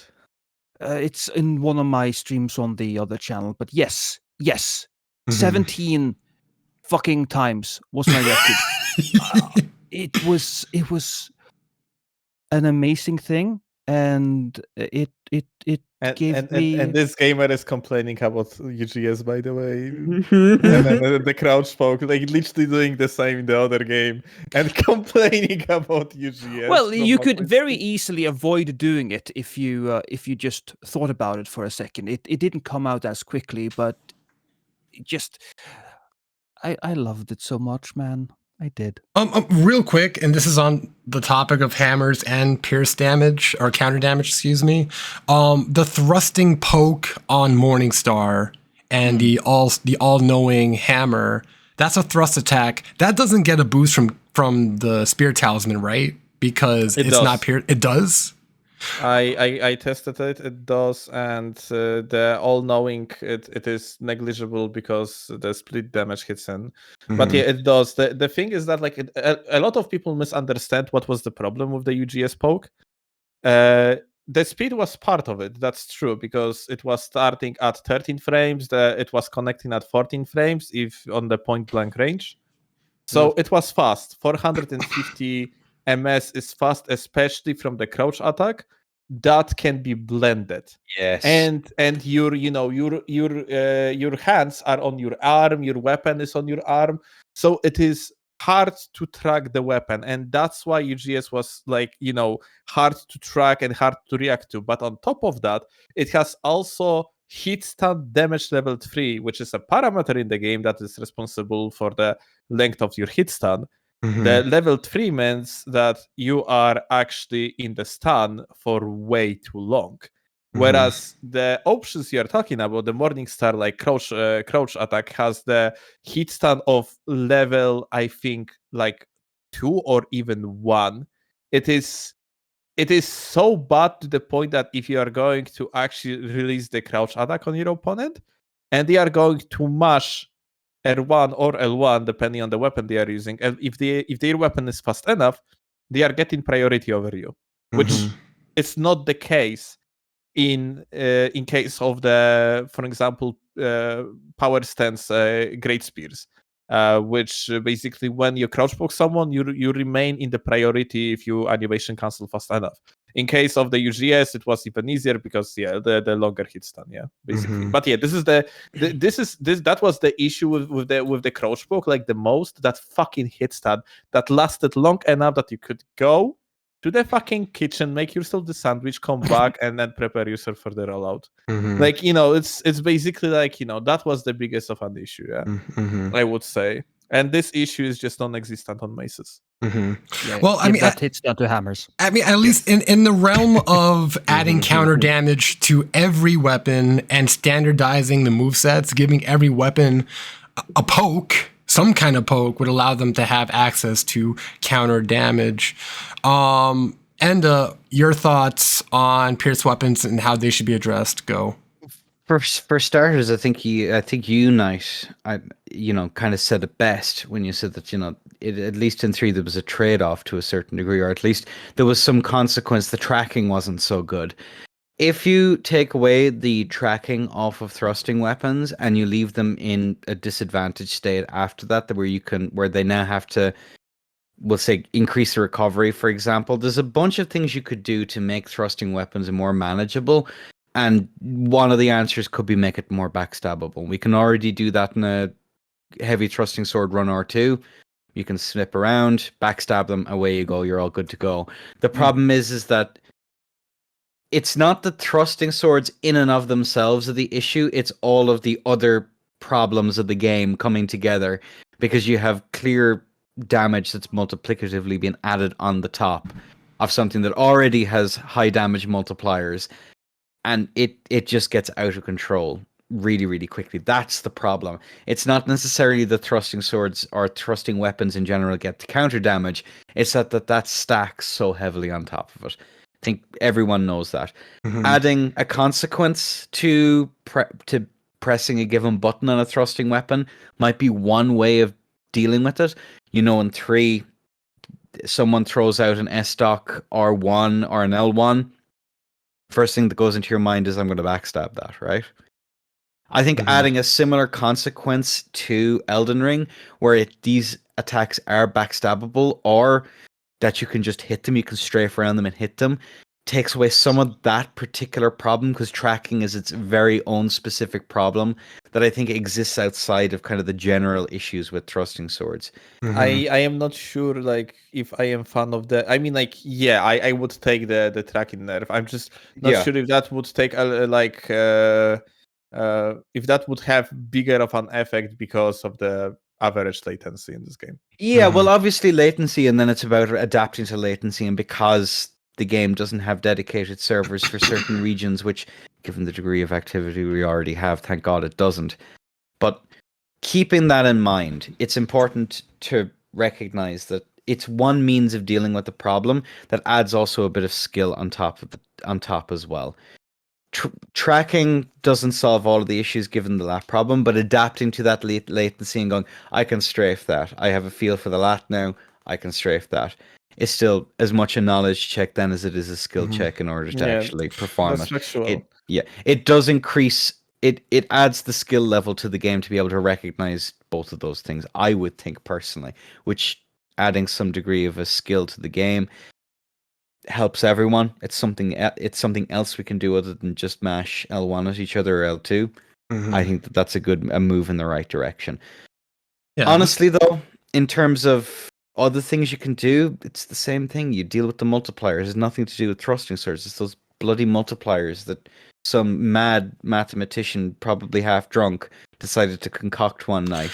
and said, "Isn't this a great idea?" And it's been in the code for the last 10 years. Well, I think hold on, like though. this idea. Hold I on, really though. like the sorry, I'm gonna like quickly add to it. I like the multiplication from the PvE perspective because I think like Yeah, making the builds oriented on like a, like how you can stack your multiplications to one shot the boss and so on is super cool.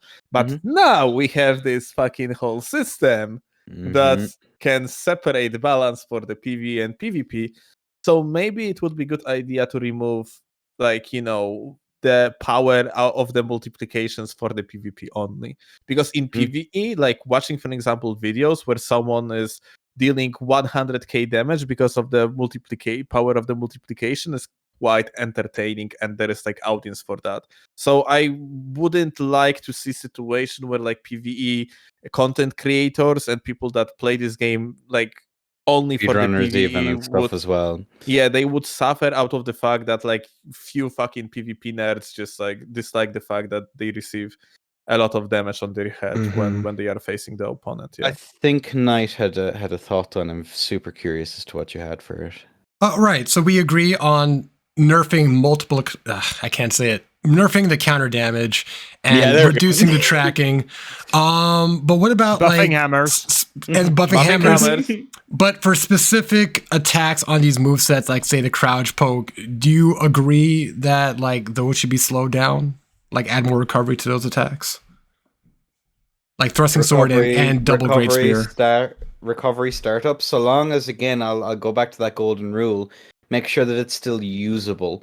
If we get to a point where it's not usable, why would you ever do it? You mean recovery, for example? Recovery, for example, for the HTS and so on. I was thinking like crouch poke on thrusting sword, which I believe is like you mentioned 8 frames, and then the crouch poke on double great spears. That basically replaced the crouch poke for Uggs. That could use some changing. Absolutely move it up. Like just don't fucking bring it above 15 frames. It must remain sub 15 or 15 frames. If it's like otherwise we are going to have situation like with the colossals. Colossals right now are just like a weapon that is only useful because it has the secret passive effect of the PTSD that fucking was basically growing up on people for the last 6 patches. Yeah, without this PTSD you have basically almost freaking 700 milliseconds to react to the weapon. And they also nerfed hitbox on that one, which Amir brought like recently. It turned out that there's another nerf and so on. But like even only from the frame data perspective, like don't do that. You went over the board from 13 frames to fucking 17. It's a weapon murderer. Don't do that. Like, don't do that again. Like, bad FromSoft. No, don't fucking do that. Like when it comes, like for example, the startup on the PSGS on Great Spears is 12 frames. And the reason why, like, it is super fast. It is like, in fact, like in my opinion, G Spears always were better than UGS. Like, so this is basically, especially with the Vikes on the like outside of the restrictive rule set, like on the when you could stack shitos of poise, and you basically could play the Vikes that didn't have that nerf to the status effects that they received in the recent patch. Yeah, Vikes were ultra oppressive. Like with the UGS, you could deal with them, but the higher latency you had, the more oppressive Vikes were. And it was always OP, just people didn't realize because everyone's eyes were so much on the UGS. And yeah, like that one, definitely from 12 to like 14, 15 frames on the crouch poke. And when it comes to the thrusting crouch attacks, it deals 70 poise damage, and it's just so incredibly fast. I would say that one, bring it to, it still has to be fast, but like maybe level of the PSGS, because it is essentially shorter, so you cannot manipulate that so well. It goes back to what you said about just standardizing the movesets across the board, where every weapon like has like one viable attack, or one quick attack, and then you have a medium, you're in a heavy attacks, and they all are like set to like say 15 frames for a medium attack, 12 frames for a fast attack, 18 frames or whatever for a slow attack, like that. Yeah. Right. Yeah. What would be nice is to avoid having fast moves on the piercing type of weapons, because of the current multiplication problems within But to be honest, probably that shouldn't be the concern. It would be more reasonable to just address the counter damage. Right. I think that's probably the easiest thing they can do, especially since we have the new PvP damage scaler. They can work with that to reduce damage multipliers. Moving on, I would like to talk about potential DLC. There's been some rumors, especially after patch 1.07, that we will get a DLC, a PvP arena in the DLC, similar to what we got in Dark Souls 1 and Dark Souls 3. Lost, we are going to live as a content creators. We are not going to starve. It benefits everyone. I mean, just people who play the game, but people who make content, people who run tournaments, and there's a lot of hopes that I have for this arena, like a spectator mode, or being able to pick certain weapons and magic and leave them out of the arena, like custom lobbies, similar to what you see in a first-person shooter. So I'm gonna go to Lost first. In this DLC arena, if we do get it, what would you like to see in this Elden Ring arena? Oh, there are so many things. So the first things that I want to bring up is what you mentioned, custom lobbies. In a custom lobby, I'm absolutely willing to agree that you can basically ban anything you want. When it comes to public lobbies, all right, banning too much might segregate the community, and we'll probably end up discussing that a little bit more. What I think would be a really interesting thought, though, is that maybe we can have classes or characters that we can choose with different weapons and skills, basically like a fighting game. You could have like monthly leaderboards or something, and then revolve the classes each month and maybe add community classes. That I think could be a really fun way of doing it. Otherwise, I want them to buff hammers. That's really interesting.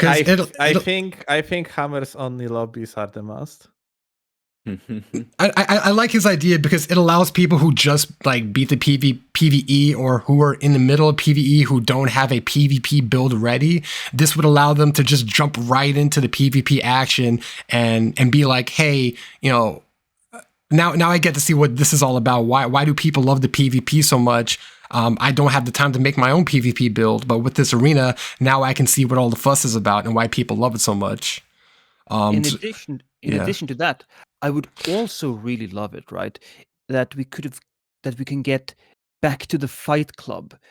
Maybe we can have like this public space that isn't really connected to the rest of the game, so that we can have maybe 6 players or maybe 8 players out there, and we can create a queue system where you just... But it exists, dear Lost. It does exist. It's called seamless co-op. Exactly. I do not take that into account. I'm a console peasant. I don't know what that is. That's a myth to me. Well, it gets away with my content creation, so I disown it as long as it doesn't pay me. Okay. But yes, I would like to have a space. Preferably, if we are really lucky, we might get a gang city in the DLC. But if not, then having a space where we could just interact like that, I think would be really cool. Mm-hmm. I agree. Gang City. It was such a nice when Lurnia was active, and right now it's completely dead because of the wax dust. I'm okay with that. I mean, I am okay with that on one side and super sad on the second side, because my invading sessions, most of the cases, is that like I don't have enough sweats, and vast majority of the gang squads on PC like fucking blocked me long time ago already. So I mostly invade PvE gamers, and it is very sad to me. So I agree with you on all the things you just said, as long as you take away the super sad part. Okay, different perspectives, but yeah, Right. I really, if this game had this is basically, okay, I'm gonna say it like that. If this game had like some sort of the matchmaking that would recognize PvP ready players, so I would be able to invade only and only PvP ready players, I would be absolutely using this throughout the vast majority of the times. Because it's the fact of the fact that like you are essentially invading in vast majority of the cases like non-PvP ready people right now as PvP ready player.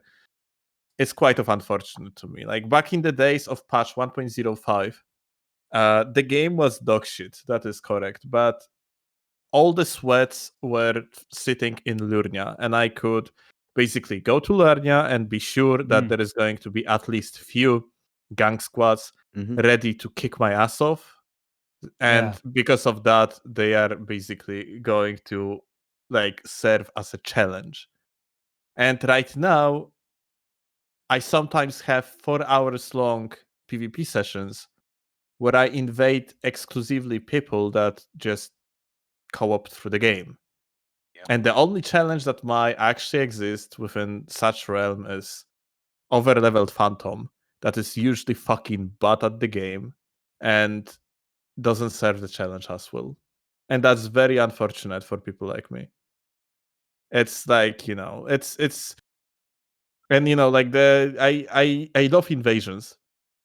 I like invasions more than duels, despite like being technically a competitive player, as I am participating in essentially almost every single tournament that I can. Sometimes I just cannot. Sometimes, because of the content creation taking such a huge part of my life, Amen. I just cannot to compete in every single tournament. And usually when I'm competing in the tournament, I am preparing the build list like a 1 day ahead. So like this, whereas like I should be preparing for probably like a week or so. But yeah, like I absolutely love to compete, but I definitely love more to invade. But not exactly casual players, not exactly PvE gamers.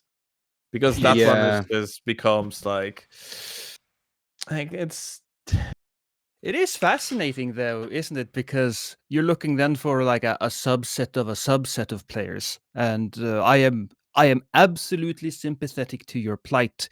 Now, hopefully, the arena will bring us closer to having people. You know what? How about this? I just thought about this from what you said, Steel. How about being able to fight in arena battles where you accept, I can go in alone versus 2 people instead of just 1v1. It might be a and 1v2. that would be beautiful if you would have arenas in this game that have terrain, because like spanking against like competent players is all about like use of the environment and separating your opponents.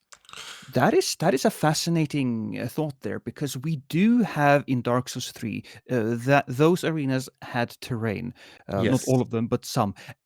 And I've broken into the arenas. They are all pretty much just a circle where you fight. I would love it if we did get terrain, though. I would spend a lot of time in these arenas, because using terrain is such a huge part of the combat experience to me, and is why I really invade a lot of the Do time. you guys recall any system in this game that spawns immovable objects on the map? I don't recall what you No, I mean. don't Yeah, recall that's- either. because if I don't recall too, like if we had like a system like that, then that would be easier to utilize such a system to just simply put fucking rocks on the arena. I You mean like a love map that. maker, like a Halo 3 map maker? Yeah, I would do love that too. So like maybe I like the point is still like is basically like possibility. That being said, that probably it would be quite dead, to be honest. I don't think FromSoft would do something that ambitious. At least I for mean, this like game. I absolutely never gonna say anything like that because I was saying the same shit. And then patch 1.06 and 1.07 hit, and I was proven like horribly wrong. They are ultra ambitious, so I expect them to do anything, to be honest. For But- me, Fair enough. sorry, I cut you off, Steel. Excuse me. No, continue. The only thing I was gonna say is for me it's the exact opposite. Like there was like 4 different arenas in Dark Souls 3, and obviously they were multi-purpose. You could use them for 3v3s, you could use them for brawls, you could use them for all sorts of things. Towards the end when I really started, taking the game a bit seriously, I only used the one that was flat, and even then the slight uneven ground in it would annoy me to no end.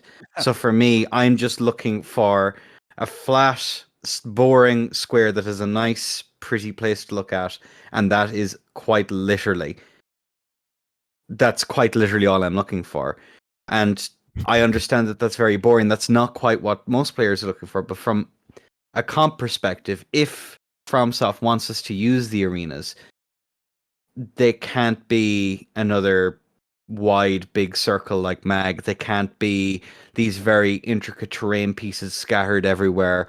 They need to be as simple, straightforward, and I would almost just say boring in order to really fill that purpose if we are to use them, because otherwise it's going to turn out like it turned out in 3, but because number 1, there was no spectator mode, and 2, most of the tryhards never use the arena apart from doing silly challenge runs to stream, or doing like, I'm going to get to gold using only my bare fists, or doing something silly like that. And that's before we even consider an anti-cheat. Okay, Enda, but I mean? the question is what Mhm. you would want to see. What I would want to see, potential DLC when it comes to arenas. Well, when it comes to arenas, I want an arena like Tourney Spot. Really, is more or less what I'm looking for. Something very simple, something we can spectate from. Yeah, okay. Yeah, do you know what I mean? That's what we need for the comp scene to do well. Is for anyone to have the ability to everyone have, I can use free cam in here. This is really cool, as opposed to having to use third-party software in order to do it. Yeah. They can give us all of those tools if they really want to, but that means that the arena has to be fit for purpose, and I can't imagine many people are really going to use that arena because it's going to be boring, because it's not built for the vista. It's not built for how it's going to look. It's going to just be a flat square or rectangle that has a pretty backdrop. That's pretty much it. Is what I do. I think a general spectator mode, and that's something that you see in a lot of other games. I think that's something that would appeal to anyone in the audience. Invader or duelist. I think that would be a good idea, but they've had so many opportunities over the years. By the way, we have functions for this in this system. Like since with the cheat engine, we can just use the free cam. Yeah, I'm not entirely sure what degree that is kind of homebrewed by some very enthusiastic script kiddies. I think that's a little bit. It's not quite the same. I mean, it must be like it must be like something that can be taken off the engine though, yeah. And like if they would basically give us the way that like the source of the character, because let's make a like quick skip to the fact like how like rendering works like in this game. Mm-hmm.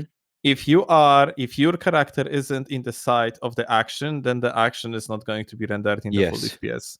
So if you would, for example, add like some sort of the free spectator mode, then the camera must work in the way that like the basically source of the camera is also source of the character.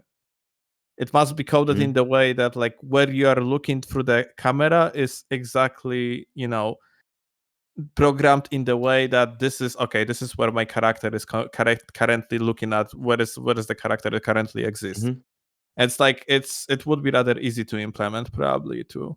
So yeah, For the developers themselves, who obviously have a team behind them, it probably wouldn't be that difficult to actually make something that's highly functional and reasonable to actually like implement. As well as that, like obviously, given that there's an awful lot of the arenas seem to be, obviously it's early days yet. We'll know whenever if and when they drop. The Colosseums seem to be the centers for these arenas. It's going to be interesting to see if they actually use those arenas and if they use the spectators all sitting around, if that's going to be an actual aspect of where you can just hop in, watch a couple of matches. Because even for content, like sitting down watching 5 or 6 matches and talking with your chat or like commentating them yourself is probably like, that's really cool. It's a really cool thing to be able to do. But the real priority is, I don't want it to end up like 3, where strictly the arenas are for either the 3v3s, the 2v2s, or the free-for-alls, and the more casual duelists. I want something that is actually going to be used by the tryhard community, and not just because you get some special reward, but because the actual arenas are of a high enough quality to justify it. And pessimistic me, given what we've seen in all of the games so far, I'm not confident we'll get it, but I hope that, you know what, FromSoft have done nothing but surprise us this last while. Let's see if they're going to be able to deliver on this. That's my kind of general thoughts on it. Or what I want. Yeah. Amen. And at least personally for what I want, I mean, I agree with everything you guys said. And just adding on to that, I would like to see leaderboards make a return. We did have leaderboards for Dark Souls 1 Arena. Jesus Christ, please. Maybe a ranked mode, because I think that would just get people more interested in dueling in general, and it would create more. Listen. There are like notifications for that. There are like notifications for that already in the game. You have like the arena advancing system that I think it says Rekusen Advanced or something like that. So like they are preparing something like that for sure. But yeah, like leaderboards and like something of the competitive nature. Well, and also rewards. Like if you reach a certain rank, like top 1,000 in the world, top 100, you get like a special like aura, like a glowing Super Saiyan aura for your character. Dark Souls 2 moment. Yes, It was so cool. Like for people that don't know, because like there was around 5 people that actually were actively playing like Dark Souls 2. In fact, Dark Souls 2 had that system that it had like 2 arenas.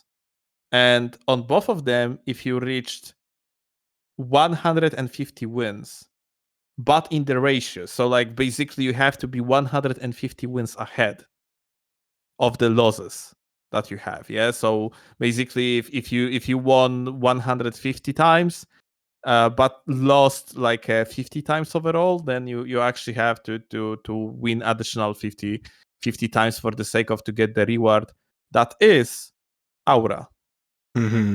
Basically, when you are like Red Phantom, you are like glowing very nicely, and it was such a good reward. It was fantastic, and you had like a 2 tiers for the glow of your aura. You had like a tier 1, which is like a 50 wins, and it is like you're looking at it as like, oh, that's interesting. I'm curious what next reward is going to be. And then the second tier which is 150, which is fucking jaw-dropping. It is such a cool aura.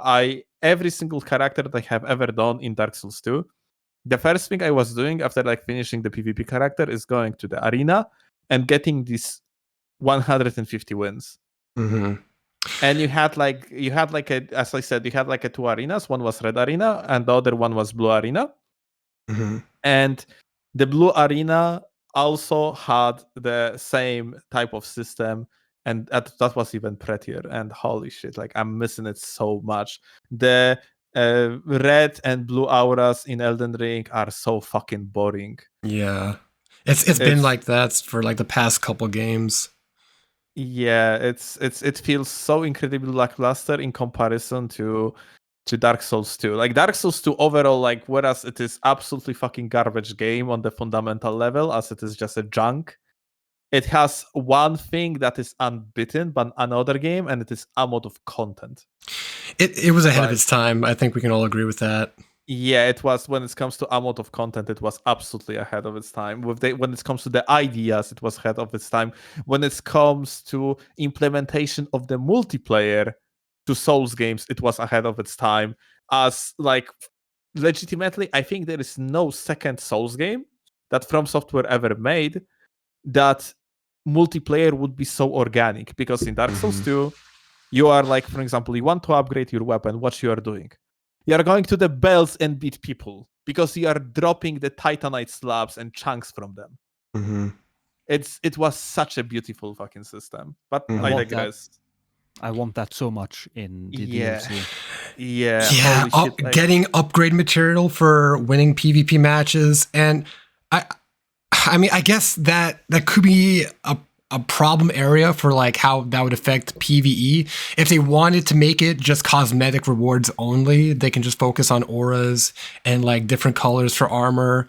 And I would like to see rewards for like time plays, like 100 wins, you get this reward, but also rewards for maintaining a spot on the leaderboard. So like only if you're top 1000, top 100 can you get this specific reward, this cosmetic reward.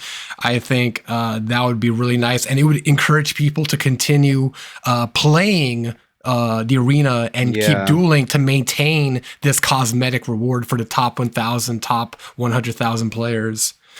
That is Absolutely. a great idea. And hell, I don't even think that it would be a problem for the PvE side of things if you simply just couldn't get access to a higher material than you already found out there in the world.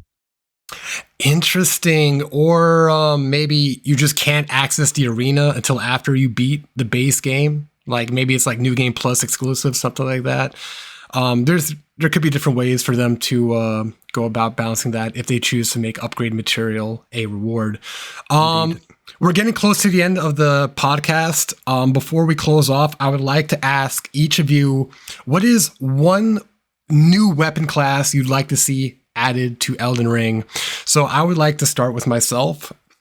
Tonfas. This is a weapon that was featured in the game Neo, which is a Souls-like game. It's like a police nightstick where it kind of functions like a melee, like fist weapon. It's short range, but you can do some like fast combos with it. You can like Wait, say it's spin quarter it. stuff? What was that? Quarter stuff? I think it's called. It's hard for me to describe without showing a picture, but if you've played Soul Calibur and if you play with the character Talim, you know what I'm talking about. Can you write down how it's called? I'm gonna Google it. Yeah.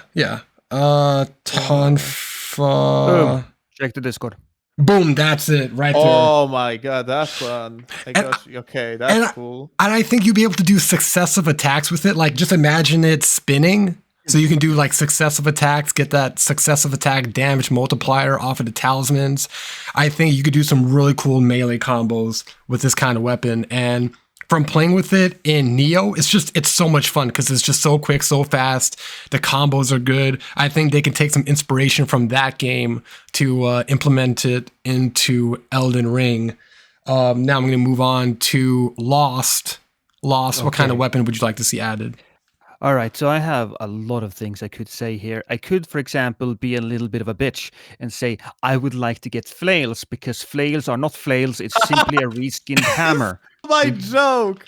You stole my joke. I wanted to sorry. Say, I wanted to say that I would like them to add colossal swords because they are obsolete since the last patch. Well, Okay. great minds think alike. I would also really like to get more shields that had multiple abilities, like perhaps being a thing that you use incantations with, a catalyst.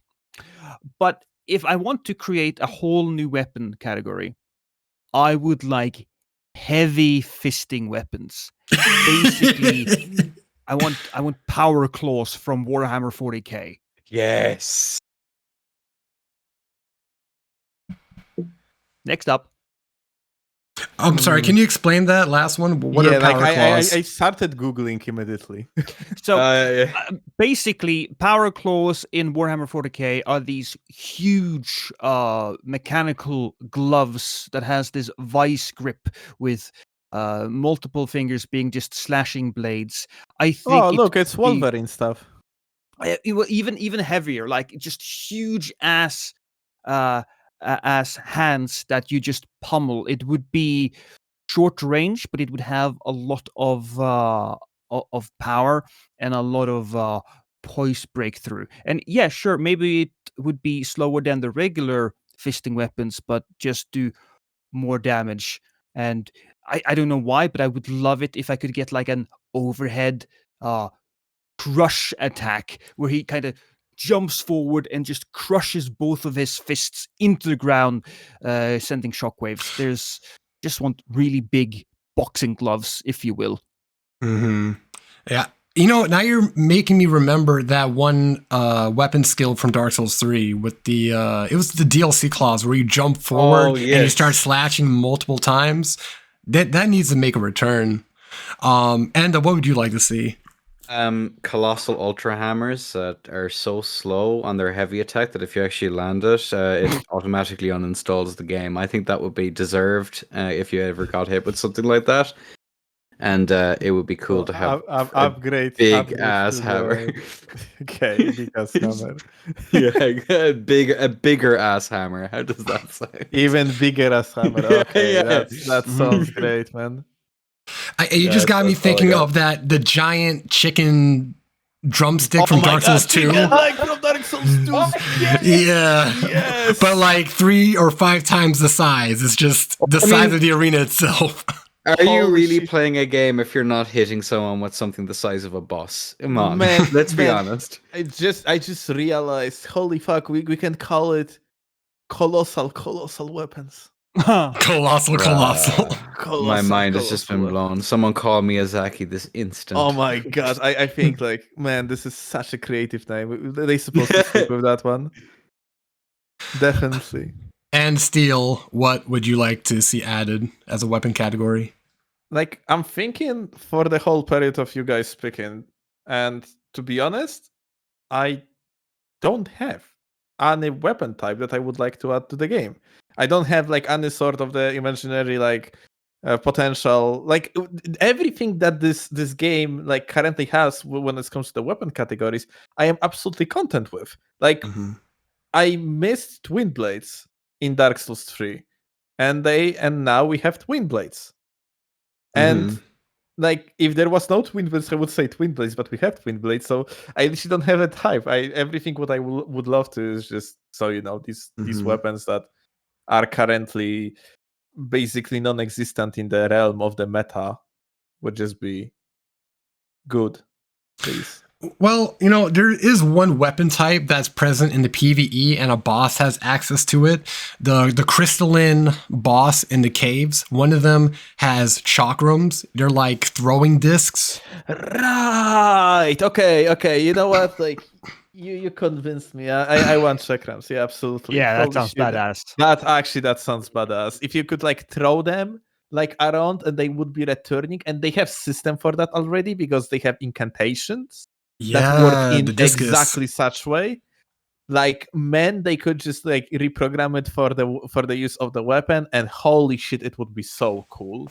Absolutely. I never mind. Like, chakra. Okay, yeah, that's an idea. Have we all played Kingdom Hearts 2 before? Like, do we know the character Axel, the fire guy? Okay, I mean, look him up. He uses chakrams as a weapon, and like, his moveset as like a PvP moveset, or just a general game moveset, would be really cool. But that's it for the podcast. Gentlemen, thank you so much for coming and joining the discussion. It is an honor to speak to each of you. Thank you so much, Lost. Buff Varus Bouquet. Thank you so much, Steel. You're very, very welcome. And thank you so much, Enda. Forever grumpy and pessimistic.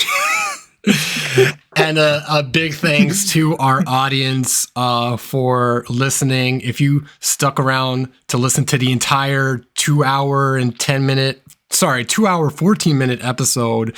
You are a trooper, and you're a real one. We really appreciate you. As always, you're supposed to give the password, the secret password that they're supposed to type in the comments, and then they are going to receive absolutely nothing as the reward. Unfortunately, I'm not big like you guys. I don't get the fake accounts. Asking people to share their information for rewards. Listen. You guys, if you ended up at this point in the podcast, please type in the comment that Hammers needs a buff. Please. I might as well just add that to the title. The tarnished need your help, and you need to put the last 3 numbers of your credit card. Maybe that's a little bit long. That one for the next one, but yeah, for sure. For this episode, Hammers needs a buff in the comment. Hammers need a buff in the comment section would be pretty cool. And let's make that the top liked comment. But as always with the previous episodes, this episode will be uploaded to Spotify. So that way you can listen to the podcast while doing whatever you love to do, whether it be playing Elden Ring, working out, walking the dog, whatever. And I will send this episode to the community manager, Is Marvelous.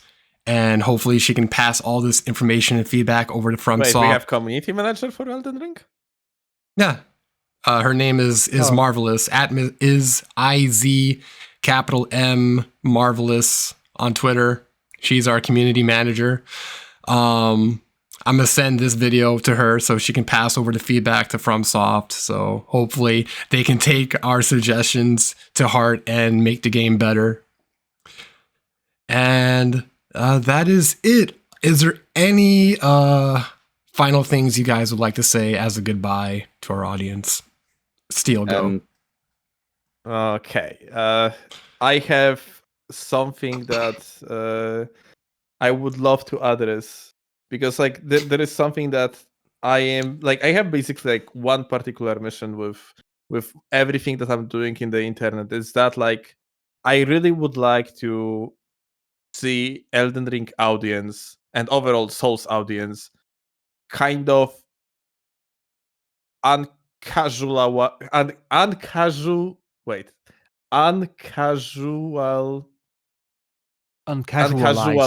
Yeah, uncasualized. Let's go.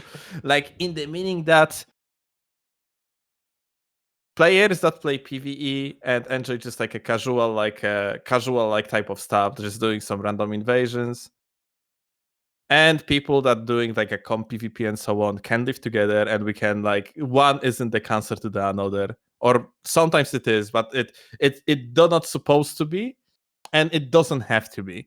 My point is that when, for example, we are talking right now from the perspective of more of a comp players, in case of me, Knight, and Enda, it's not we are just want to make the game suitable for only for us. Yeah, it's more just we offering our perspective that is limited.